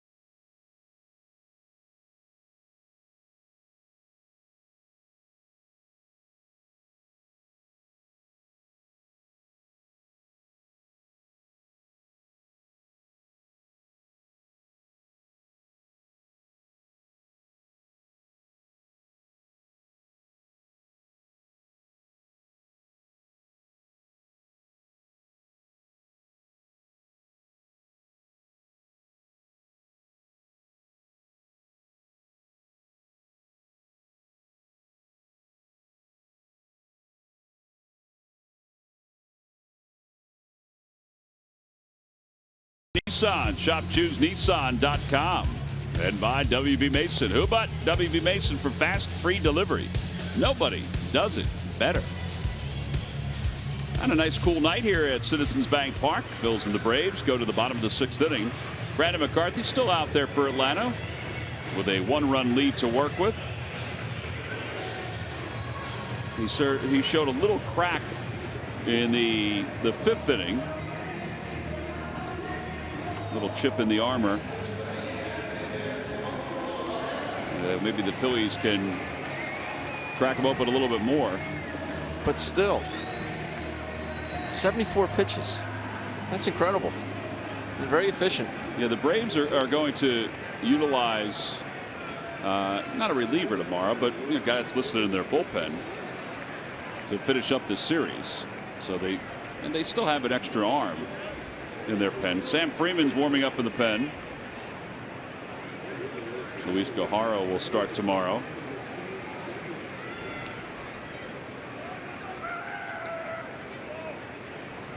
Got a first pitch breaking ball, and it's 0-1.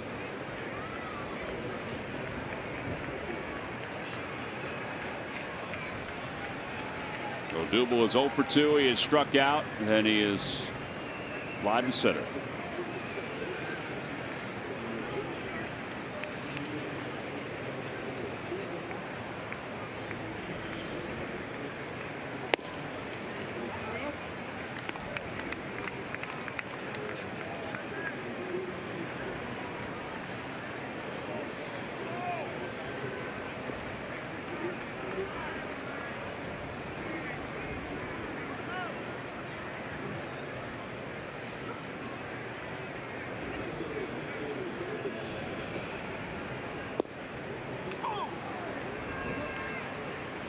Odubel seems to be caught in between tonight. I think that's the case for a handful of the players. Because McCarthy's been able to mix his pitches up pretty good. It's only allowed 3 hits.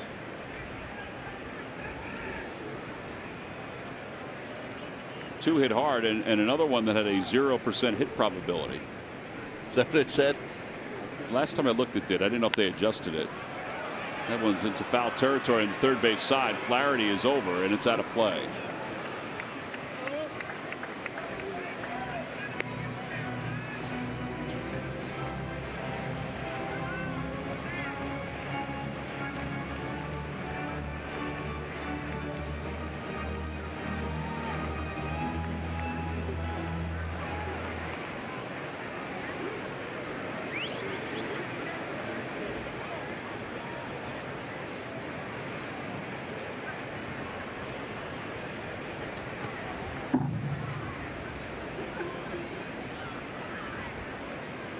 Swing and a miss.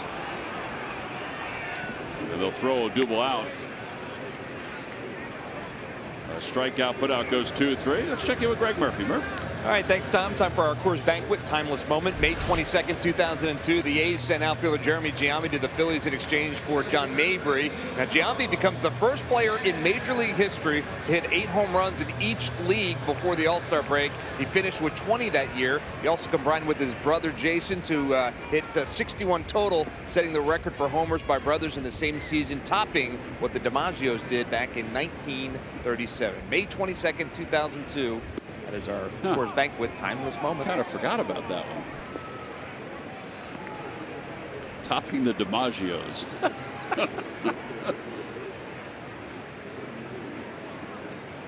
That is something, though, to hit 8 in each league before the break. Yeah. Carlos takes outside, 1 ball and 1 strike. Phillies just saw the guy that was traded for Jeremy Giambi this past weekend in St. Louis, John Mabry. He's the hitting coach for the Cardinals. My favorite teammates. Really? Mm-hmm. Absolutely. Ground ball off the glove of Albies into shallow center field. That'll be a base hit. So Santana ends an 0 for 8. And he is aboard for Jorge Alfaro. You know, Tom, that was a timeless moment back there in 2002, but still my favorite timeless moment of all time. It happened 24 hours ago. Ben Davis flossing. Thanks, Greg. That got no attention today, did it? None. What'd your Maybe kid we say? could speed the video up and it would look better. I just can't do it faster. How about the first thing I heard this morning? Flex when you do that. I wasn't flexing. Friendly walks in this morning and says, "Dad, I can't believe you did that." I get that a lot. Is she not? She didn't go to school today? Yeah. Out toward right center field, not deep. Markakis under it. And makes the catch. I didn't know if you had embarrassed her that much that she didn't want to go to school. No. I thought you did great, Ben. Thanks, Tom.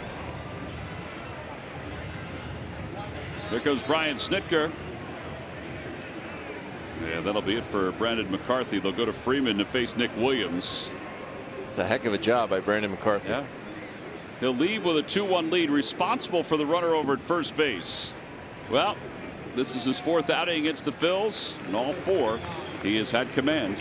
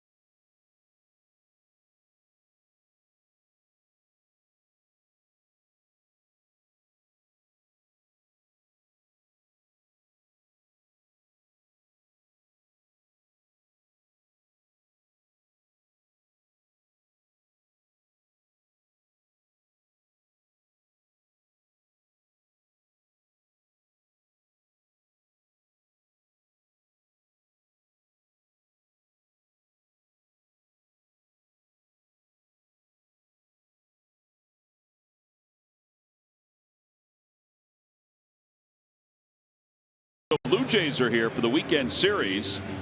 7:05, 4:05, and then a 1:35 first pitch on Sunday. The Reese Hoskins starting lineup figure to be given out to all the young fans 14 and under. Get your tickets now by going to Phillies.com.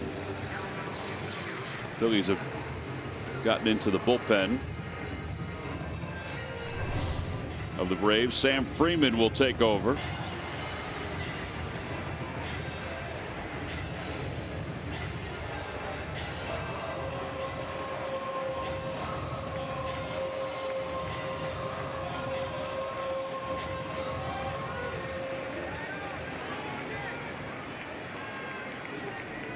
Freeman a 2.89 ERA.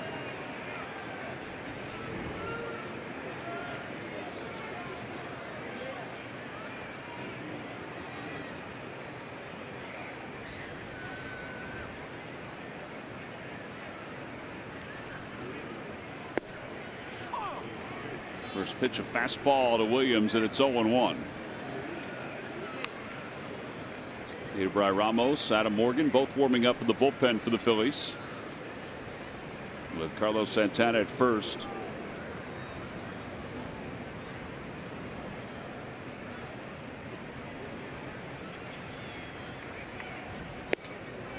Oh, 2. Sam Freeman, slight of build, but he's got a quick arm. He does. Quick arm.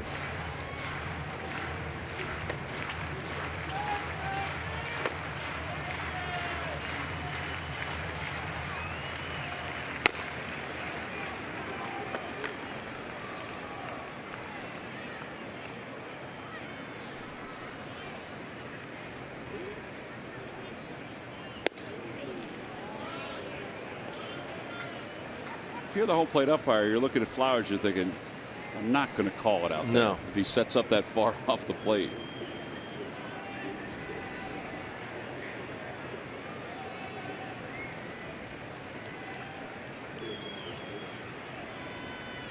Now the 1-2 pitch coming. And a strike at the knees, 96 miles an hour. All he threw him were fastballs. Side is retired, no runs, 1 hit, and 1 man left. We'll move to the 7th in a 1-run game.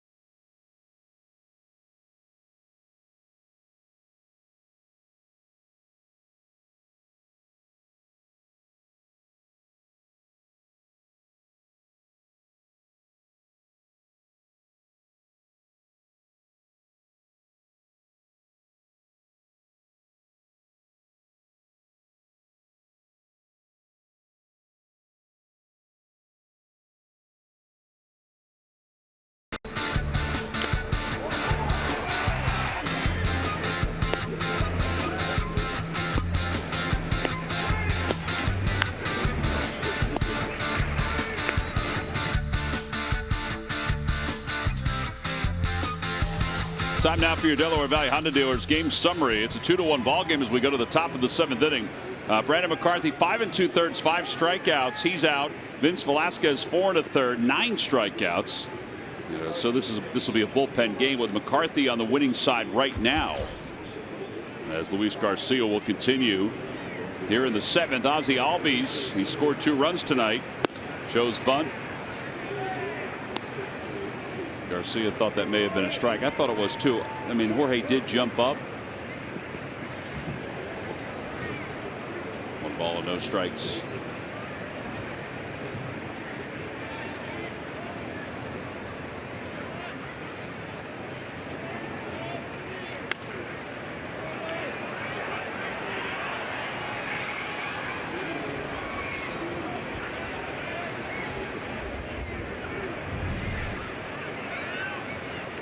See, Albies, that's what I'm saying. I don't know if the Phillies are really trying to attack him up underneath his hands, but you see how close he is to the dish. Yeah. If you can get it there, I'm sure you can have success. And he's so close to the plate. Yeah, even there, he backed off, and that pitch was not that far from being a strike. I mean, look at the proximity to his right foot to home plate. That's maybe 7-8 inches, maybe. If that.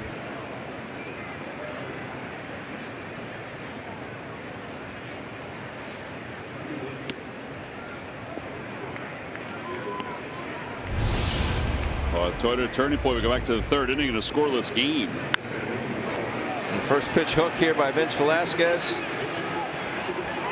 Vince knew it. Albies knew it. That was your Toyota turning point. And then Albies scored again in the 5th inning.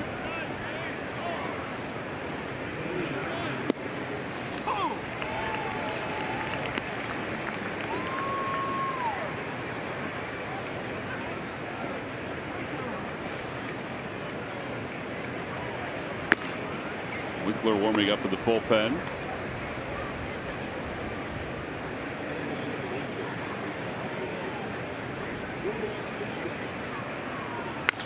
To the right side.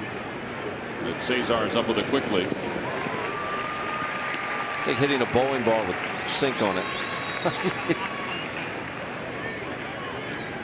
You might wonder, well, why is Garcia in at this juncture of the game? Because it's a 2-1 ball game, I think. And it's about matchups in a lot of ways. I mean, he's now, he went through the bottom of the order. And now he's going through the tough part of the Braves order. It's about matchups. It's about, you know, keeping the Phillies within reach, down 2-1. I think it's also about stabilizing things a little bit too.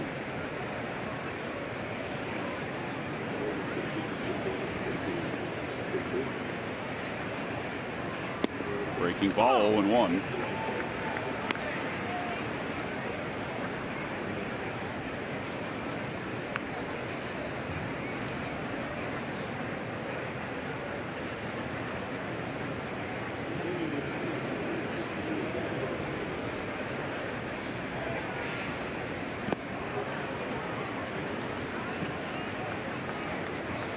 Freeman waits on deck. Matt is lying on the ground getting that shot. Oh, maybe not. Close though. He's the only one of us that can get down in that position and then get back up consistently. Jorge's having a rough go of it back there tonight. He gave Luis a thumbs up, but I don't think he really meant it, Tom. You don't think he sold it well enough? I don't think so. Not believing that poker face.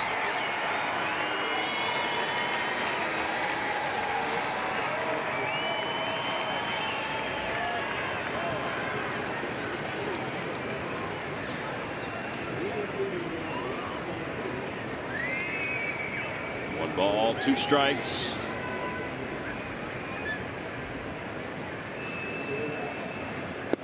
He is down looking on that slider. 3 strikeouts for Garcia.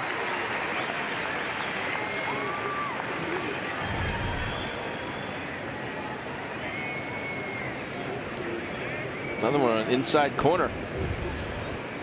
So Gabe Kapler's heading out, and Adam Morgan is going to come in to face Freddie Freeman.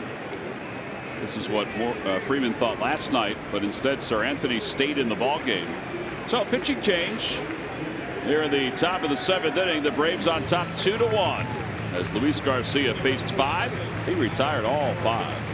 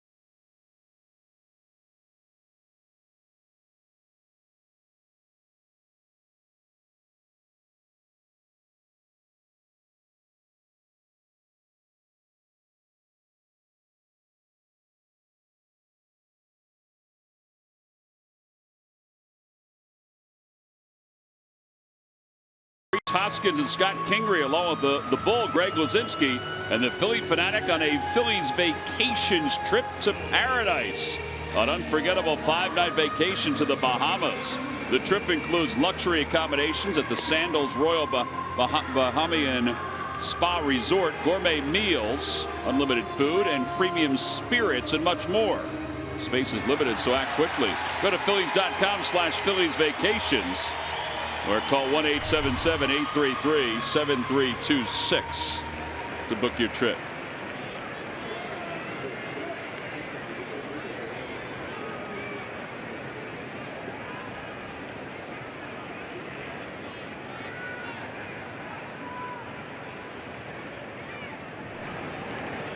Freddie Freeman is up now. Adam Morgan delivers off the end of the bat. How about that? He's going to get a base hit at.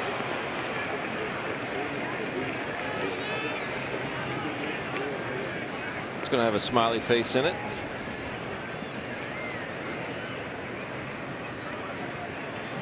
So during the break, they were doing Titanic Cam.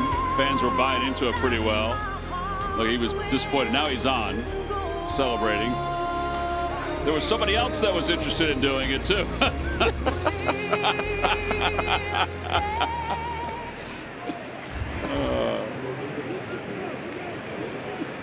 Can't be fun at the old ballpark, Ben. Not a care in the world.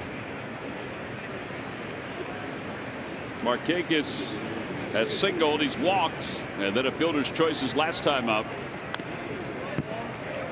And it's 0-1.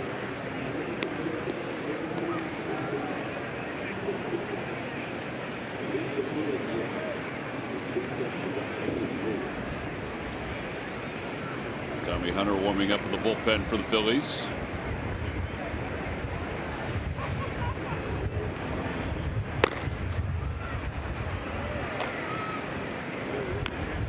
Check swing, another one. Morgan, though, this time gets off the mound and makes the play. He was not going to allow that one to roll past him for a base hit. 1-3 on the putout, no runs, one hit. And one man left. We go to the bottom of the 7th inning.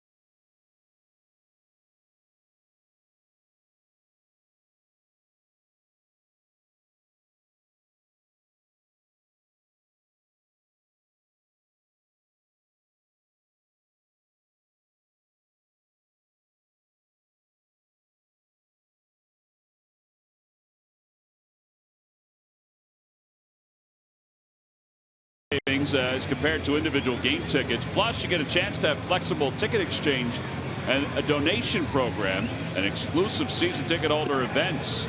Now, the season ticket plan sales end May 31st.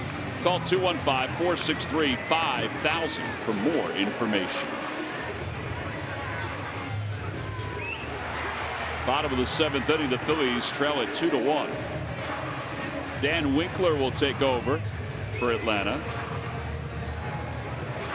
Winkler's been part of a bullpen that has an ERA of 3.55. They've been pretty good. I'd say .93 is pretty darn good. He's been pretty solid. He and Shane Carl, who gave up the home run last night to Altair, they've been, pleasant surprises for the Atlanta Braves. And the first pitch by Winkler is taken for strike by Maikel Franco, and it's 0-1. Well, that's what you and I were just discussing between innings, the fact that the Phillies bullpen could be set up for a lot of years to come. Yeah. Back toward the middle, and a base hit for Maikel. Ben, it almost looked like he wanted to pull, and was able to just serve that one right up the middle. Second hit of the night for Franco. Just so many hits on that side of the diamond.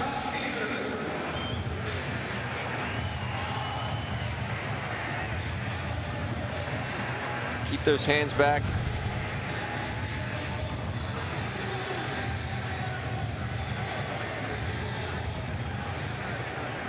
Kingery is 1 for 2. He doubled his first time up, flat out to center. His last time to the plate.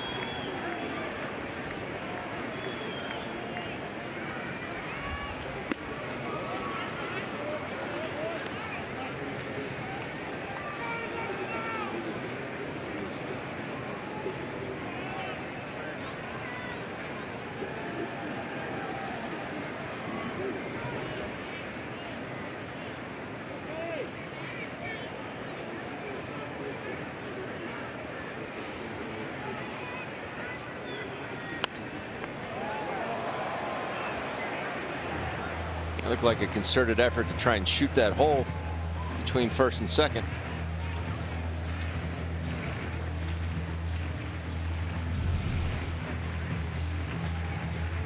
Oh, he almost had it. He almost had it. Fanatic was about 10 feet away with his head up, not knowing where the ball was. 0-2 pitch coming to Kingery.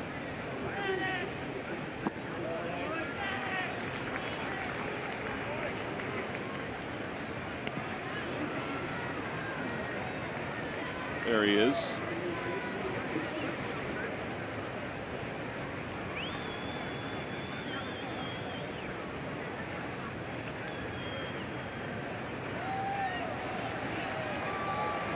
He's going to put the whammy on Winkler right now. This one again back toward the middle. Swanson will take it to the bag for 1 and then turn the double play. 6-3 double play. Yeah, there are 2 outs.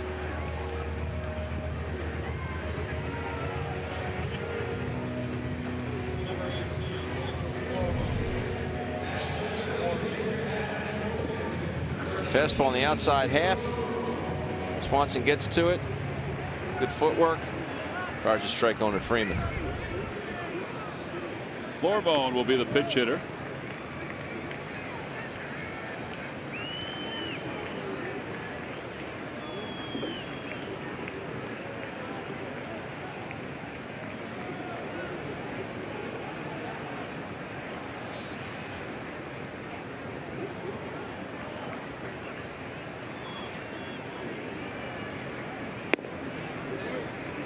Couple home runs in the series against the Cardinals.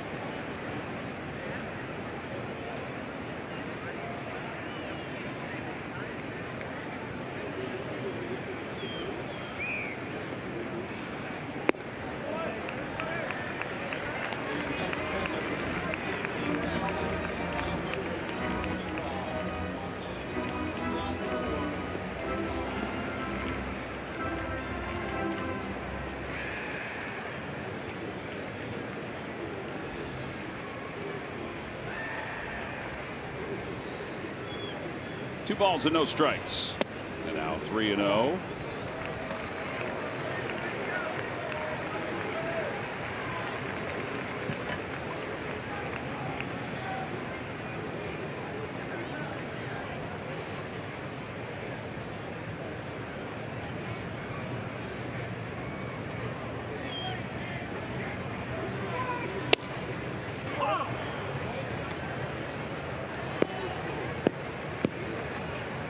Low scoring game last night, low scoring game again tonight. I guess we should have expected this because of the pitching staffs for both teams. Philly's been handcuffed and have scattered 5 hits. 3 balls and 1 strike to Flormone. 3-2.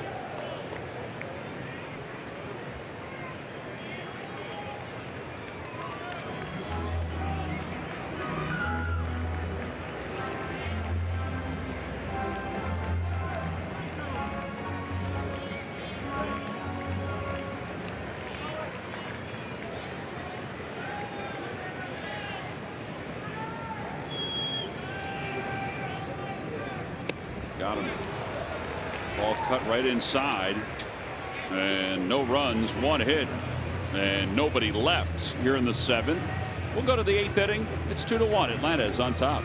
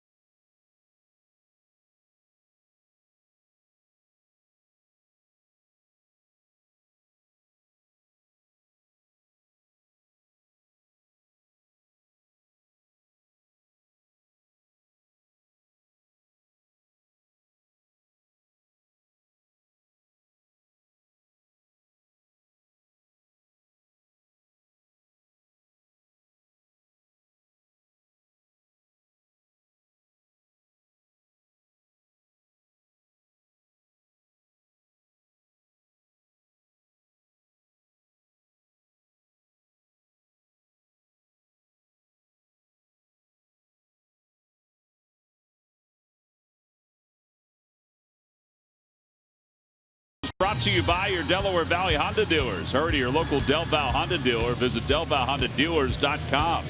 And by Geico, 15 minutes could save you 15% or more on car insurance. Well, Ben Davis and Greg Murphy, I'm Tom McCarthy here at Citizens Bank Park, where the Phillies trail at 2-1. Tommy Hunter will take over as we go to the top of the 8th inning.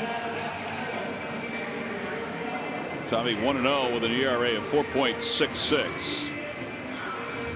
And he will face Tyler Flowers, Ender Inciarte, Dansby Swanson for the Braves. Just trying to keep this at a 1-run game. Phillies have 6 more outs. Get something going.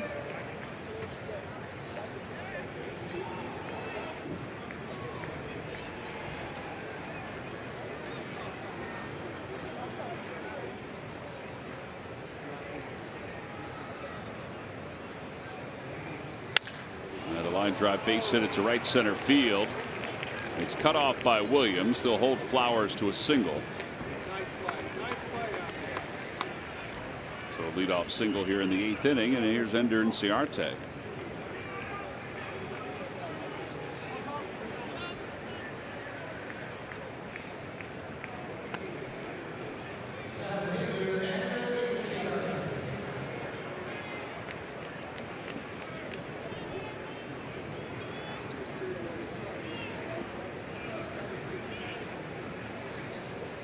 Inciarte is 1 for 3. He had an infield single.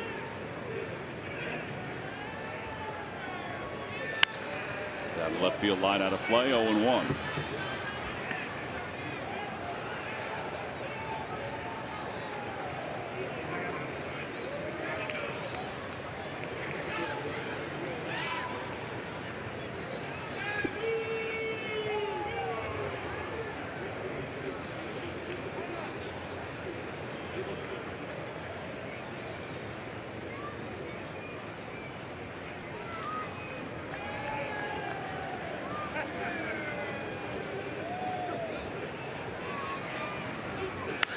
Popped up third base side, and Michael Franco waits for it. One away here in the 8th inning, and now Swanson's coming up. He's 0 for 3. Has struck out 3 times.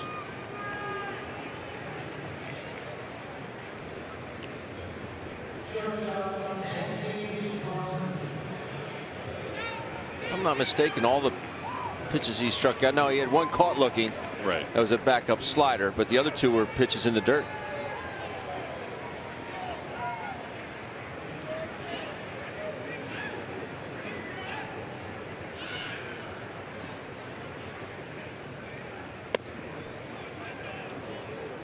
The one that he was caught looking was a front door slider. He wasn't happy about. 1 ball and no strikes, but who would be? But we showed that it was a strike.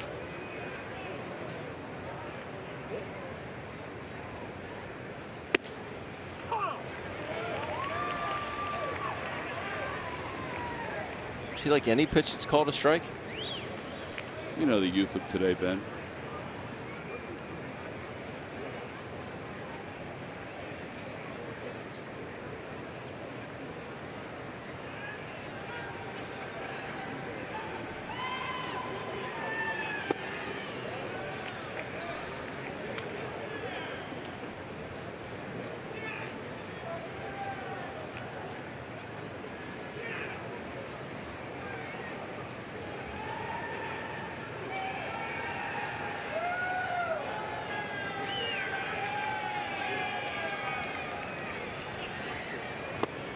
Two and two. Can't complain about that one. He was a bit tardy on that one.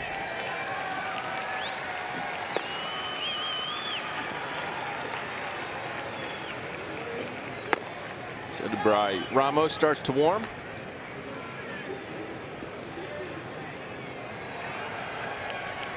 Swing and a miss. That's 4 strikeouts tonight for Swanson.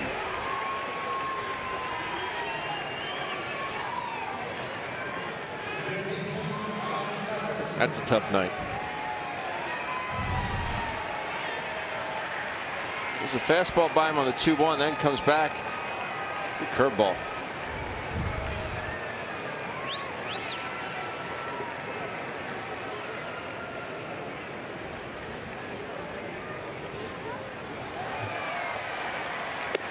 Tied up Flaherty, and it's 0-1.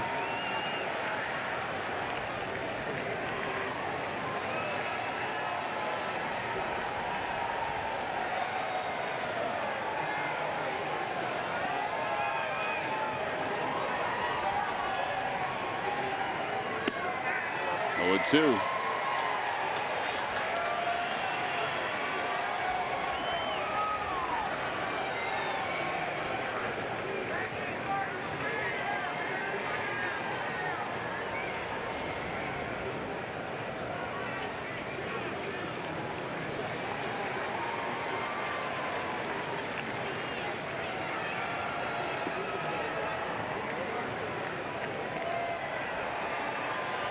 Phillies pitchers looking for their 15th strikeout of the evening.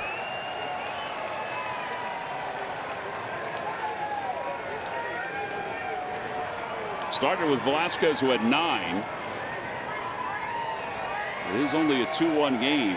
Feels like it's Braves have a larger lead than that, doesn't it? It sure does.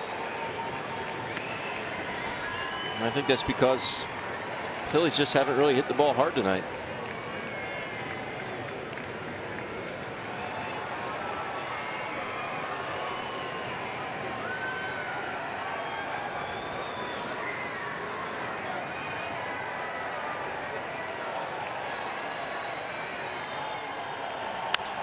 Fly ball, shallow left, playable for Hoskins. And he makes the catch. No runs, 1 hit, and 1 man left. Scoreless 8th inning for Tommy Hunter. We'll move on to the bottom of the 8th. The Braves lead the Phils 2-1. Cesar in the top of the order when we come back.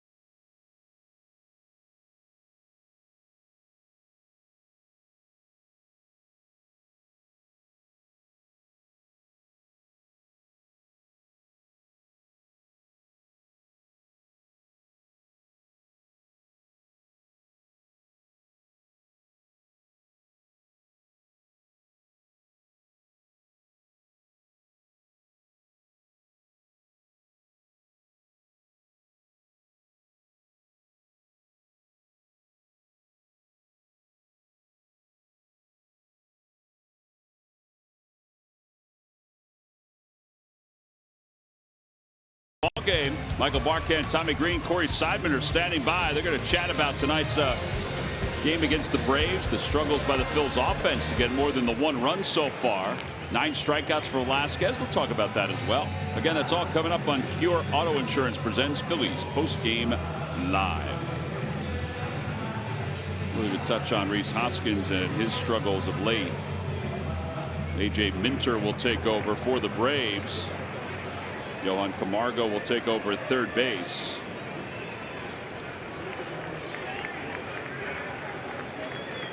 And Cesar will lead it off, batting right-handed.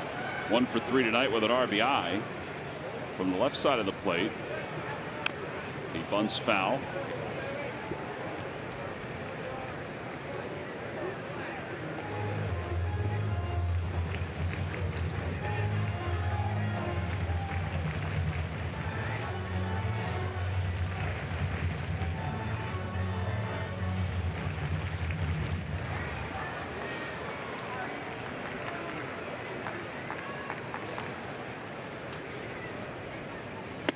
Swing and a miss.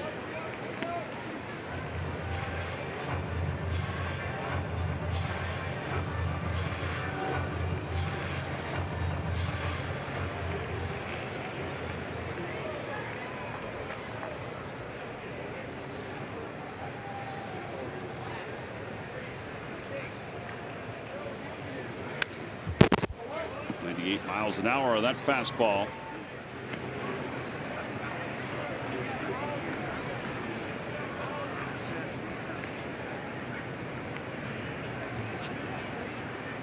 Minter reminds me a little bit of Randy Myers. That's a nice compliment. Same build, power arm, Less fatigues. less fatigues. I remember I get called to the big leagues. I'm in between Jim Leyritz and Randall K. Myers. Randy Myers was sitting in his locker on the ground with a stack of bologna about a foot high and a giant Bowie knife, eating the salami with said knife. I was like, what is going on here? Out to right field. Markakis will flag it. There's 1 out.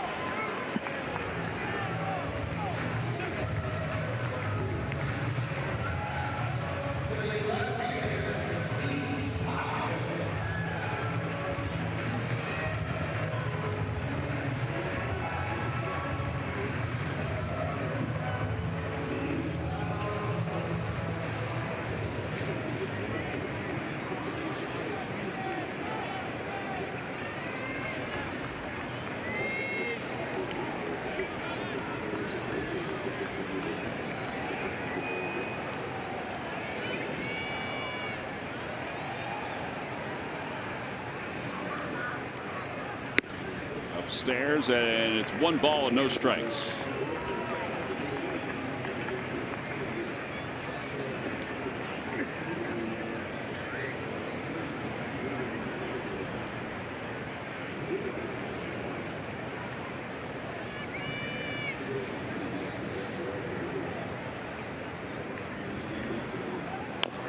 Although it off his foot.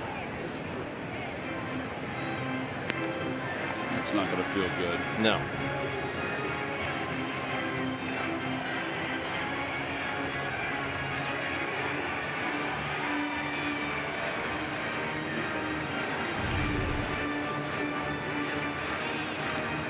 His back right knee. And honest to say, I never did that one. I always hit it off the front leg.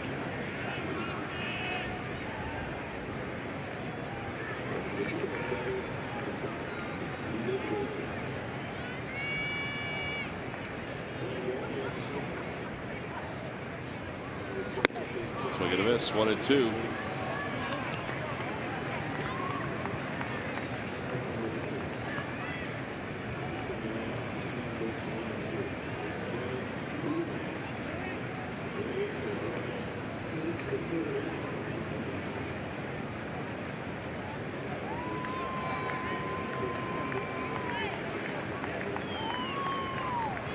Now the 1-2 pitch coming. Down low.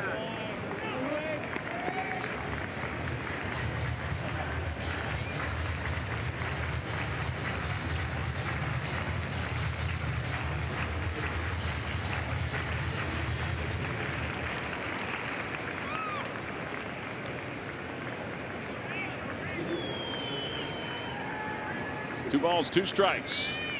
Swing and a miss. Man.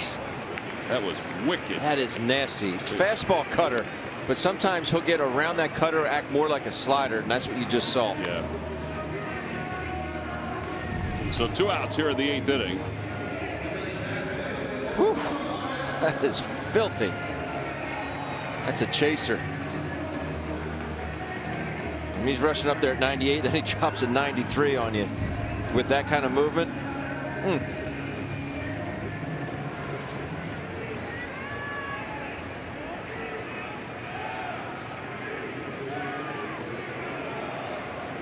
So 2 outs, and now Odubel Herrera.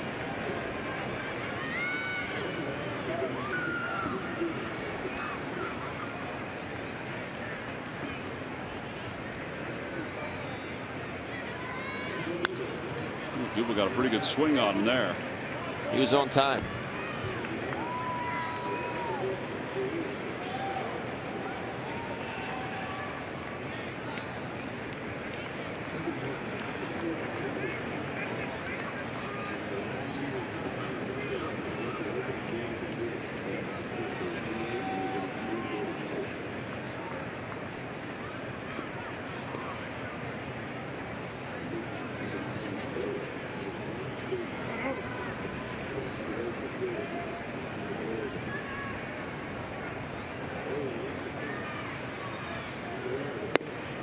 Wanted it upstairs. He laid off. It's 1 ball, 1 strike.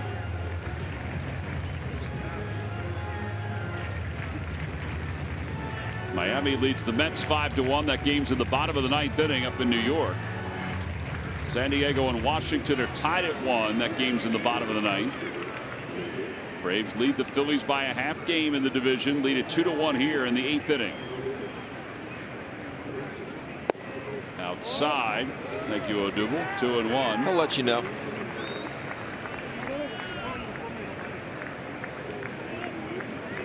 Ramos is warming up in the bullpen.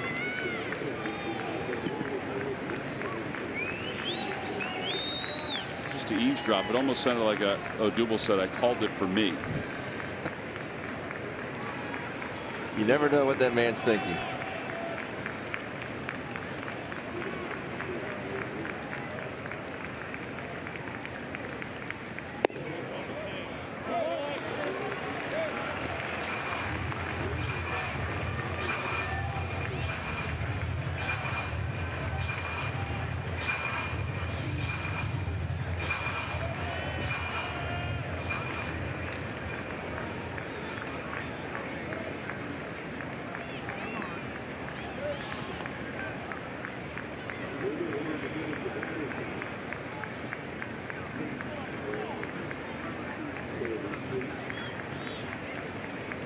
Balls and 1 strike with 2 outs.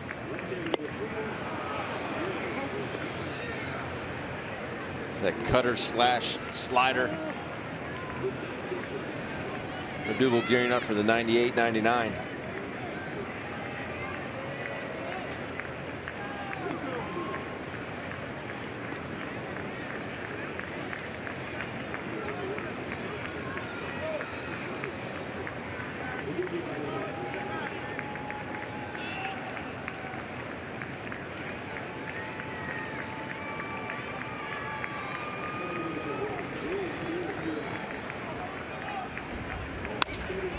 Out toward left field. Acuna is going back on it, and he won't get it. It's a 1-hop off the wall.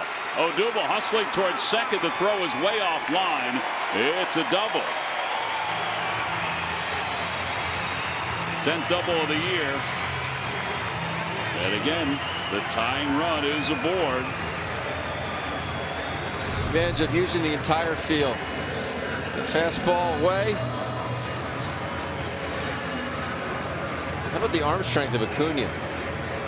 I mean, Odubel realizing, I better get going here. Ball's coming in hot. It was way offline, but the pure arm strength that Acuna showed right there was something else.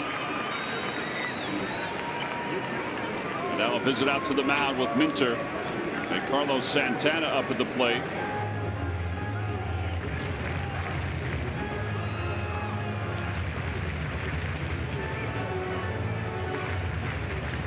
Santana is 1 for 2 tonight. He's grounded out, he's walked, and he's reached on an infield hit.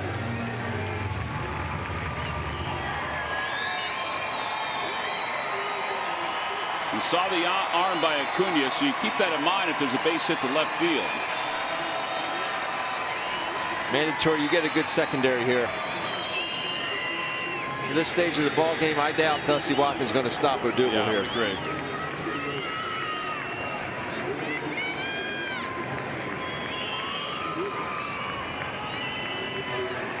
Santana takes strike 1.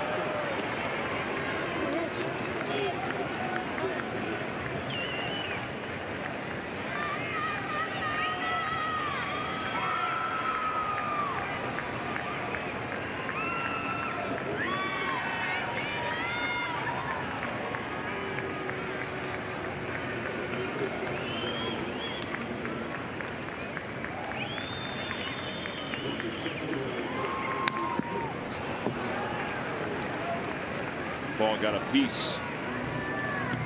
It went back to the backstop, back to the wall, and now it's 0-2.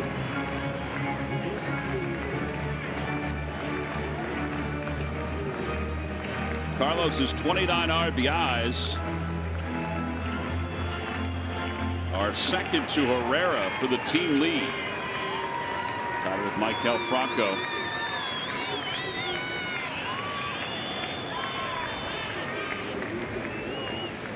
It's a no balls and 2 strikes to Santana.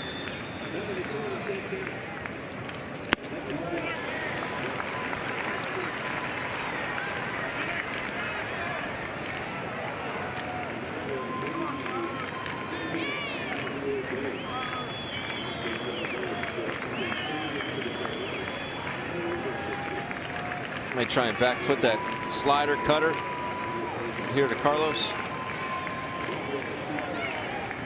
Bouncer up the third base line. Minter will let it go, and it'll be an infield hit. Smart play. They'll pass it on to Alfaro, and now runners on first and third.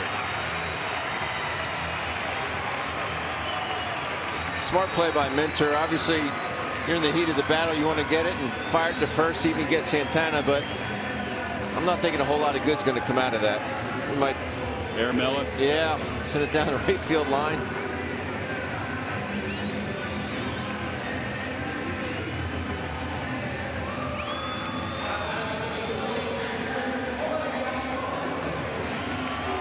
Alfaro tonight is 0 for 3. He's grounded out, he's flied out to center, and he's flied out to right field.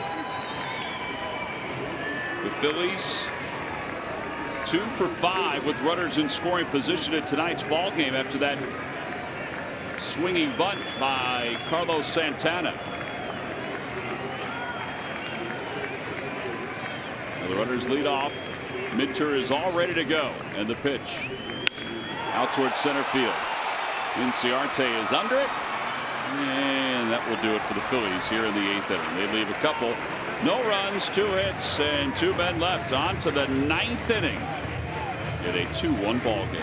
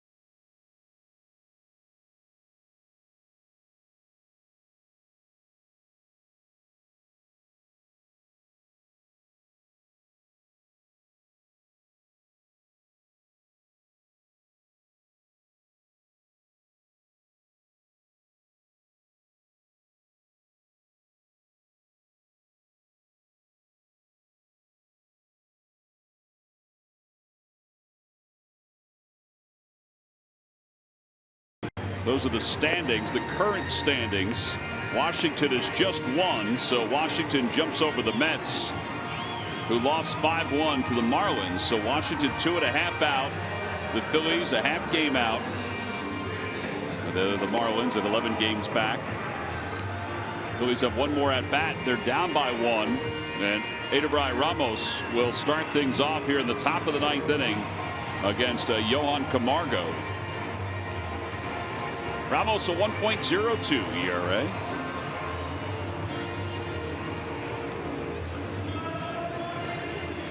He'll be followed by Albies and then Ronald Acuna.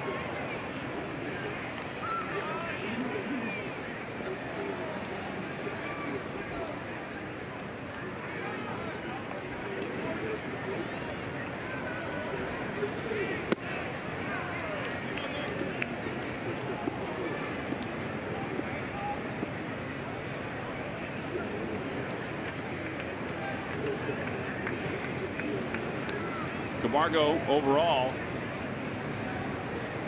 is hitting .209. He's ahead 2-0.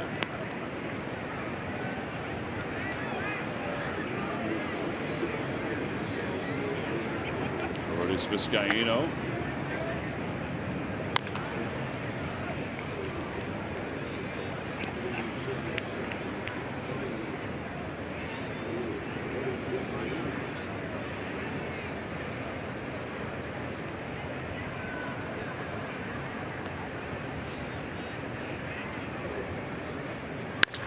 Oh boy, that ball smoked out to center field, but Odubel had a really good jump. It sounded so crisp and came off hot. It really did.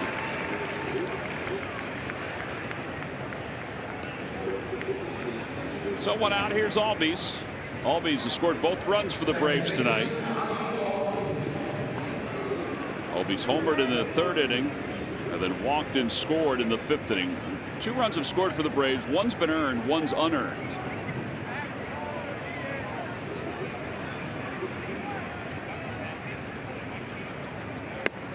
Outside.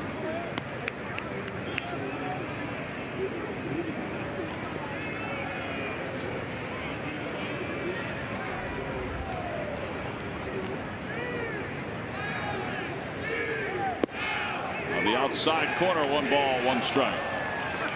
In the Phillies half of the 9th inning, Nick Williams, Maikel Franco, Scott Kingery are the first 3. The pitcher's spot is due up 4th. And that's going to go right through the shifts. And Albies will have his 2nd hit.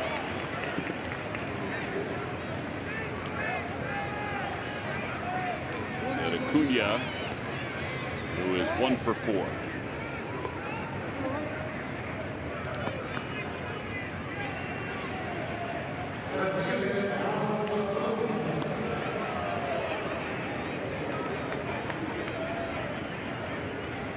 He had the base running mistake in the 1st inning.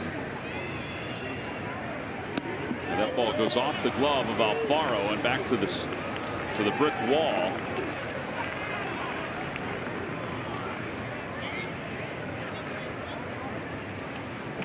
I don't think he was crossed up, and I think it just hit off his glove. Yeah. And I'm not making excuses for him. It's just you catching some long ball games. Ball just backs up on him. You get a little fatigue starts to set in.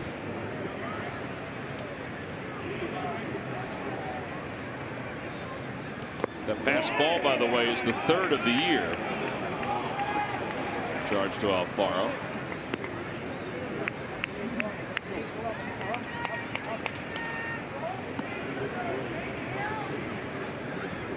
Two and 0.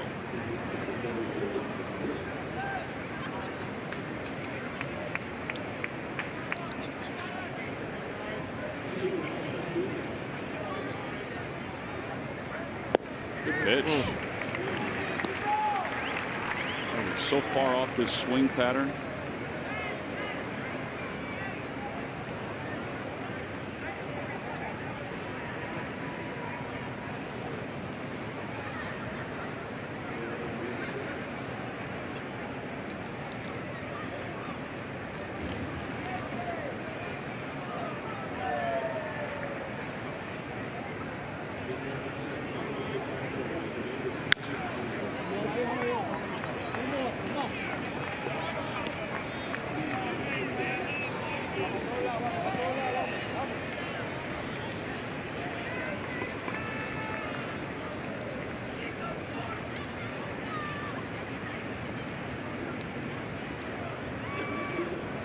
See if we can get him to get that slider again toward the outer half.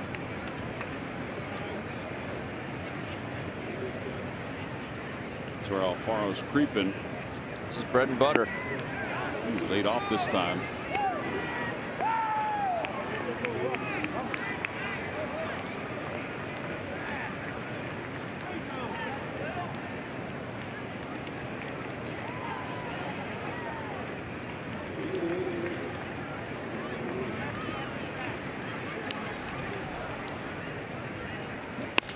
Off the hands out towards center field. Herrera will play it on a hop.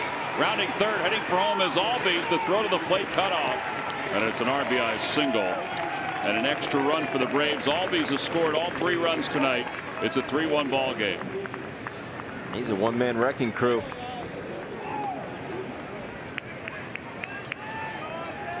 It's a really good read here by Albies. Very aggressive with just the 1 out. Nodubel's close to catching this ball. Slider backs up. I think it's jammed, but Albies is all in. He said, I know this ball's going to get down. And he can run. You know a guy can run when he does a head first slide, and he slides that far.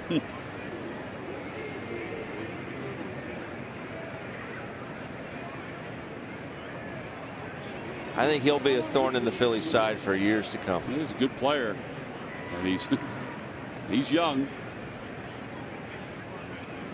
So is the guy at first.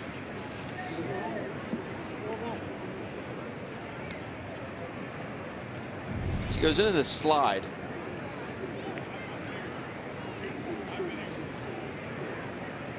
And then he'd get to the plate.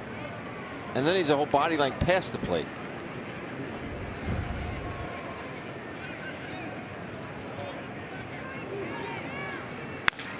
To the right side. This might be 2. There's 1. Franco's throw over to first in time.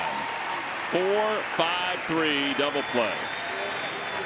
That was beautiful. Yeah, it was. The inning is over. However, the Braves added insurance run. It's a big one. We'll go to the bottom of the 9th inning. Last chance for the Phillies. Nick Williams to lead it off.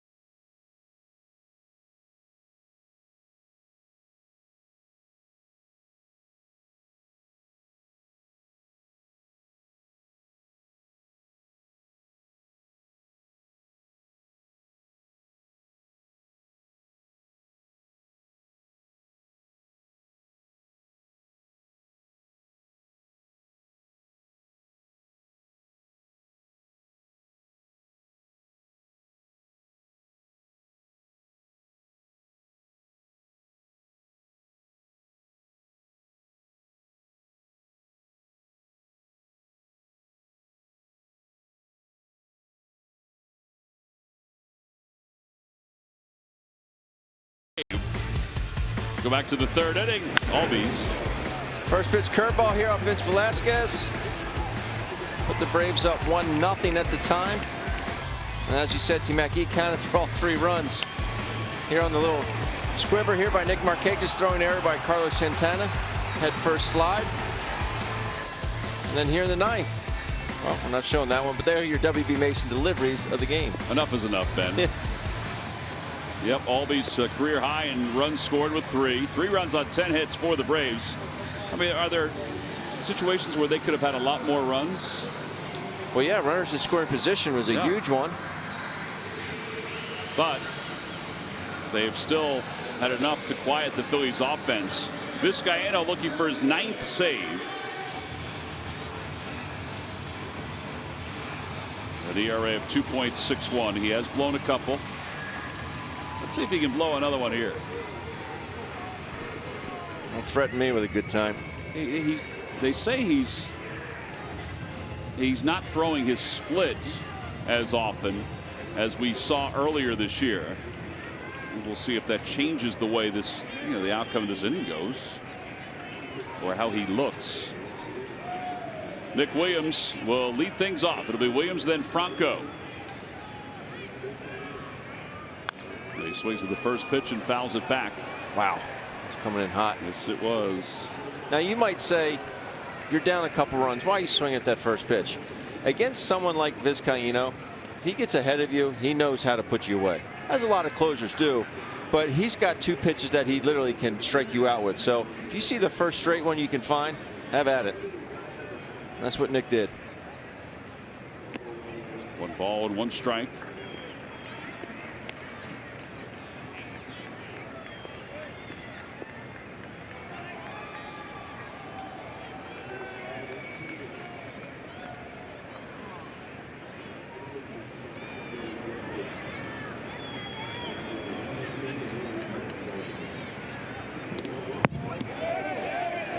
I believe he swung at that one. He did.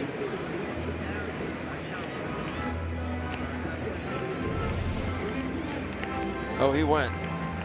He's trying to gear up for that. Wasn't fast, but he just yanked it. Fortunately for Lance Barrett, the home plate umpire, that went right. I wasn't watching monitor. I just assumed it was a slider. 1 ball and 2 strikes now to Williams. And he stays alive. Another 97-mile-an-hour fastball. Emergency hack.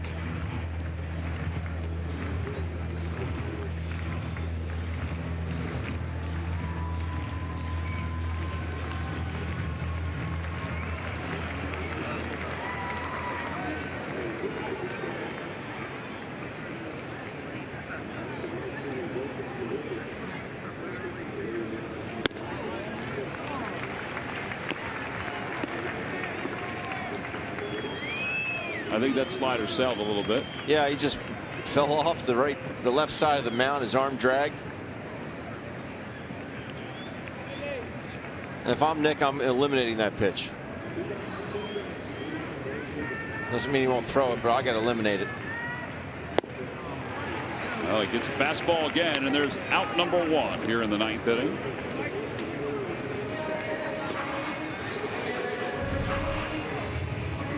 Straight gas. In perfect spot. 1 out. Michael Franco is now the hitter.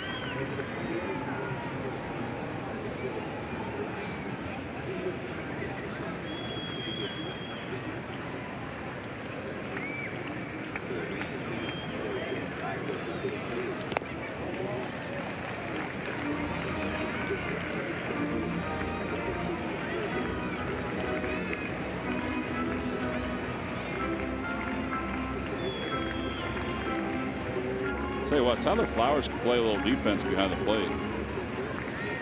He may not have the strongest arm in the world. He's got very strong hands. Yeah. Out to right center field.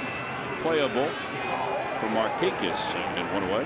What I mean by that, the strong hands is when he receives the baseball, his mitt doesn't go anywhere. It just stays in the same spot.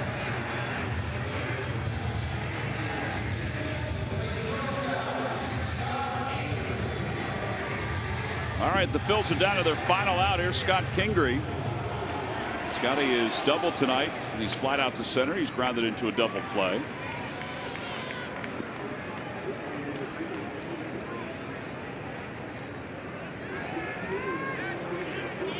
Andrew Knapp has come out in the on-deck circle.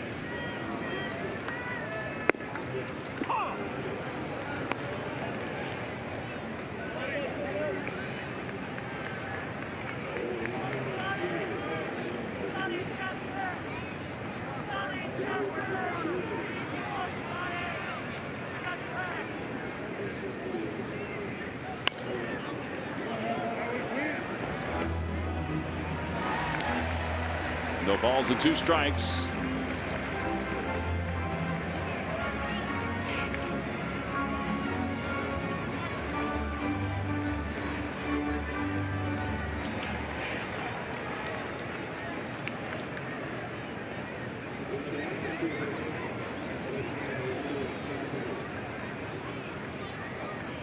Back toward the middle. Rolls off the mound. Picked up by Swanson. And the ball game is over. A 1-2-3 ninth inning, and the Braves have evened the series as they win it tonight 3-1 over the Phillies. Their lead in the National League East is back to a game and a half over the Phils. Ozzie Albies, well, he had himself a good night. He scored all 3 runs for Atlanta in this evening's game. I have to say, Brandon McCarthy, for the 4th time this year, just did his job against the Phils. He was good. When he missed, he did not miss up, out over the plate. Really good curveball. Was able to throw that pitch down in counts and get himself back into counts. Use it for strikeouts. He was just really good tonight. This is an excellent play here. The bat of Vince Velasquez. Fielding. He did it all tonight. He was really good. 5 2/3, just 1 run, 4 hits, 5 strikeouts, and 2 walks, and he does it to the fighting Phils yet again. So his earned run average dips a little bit against everybody else. Well, his earned run average is around 2. Against the Phils, it's even better.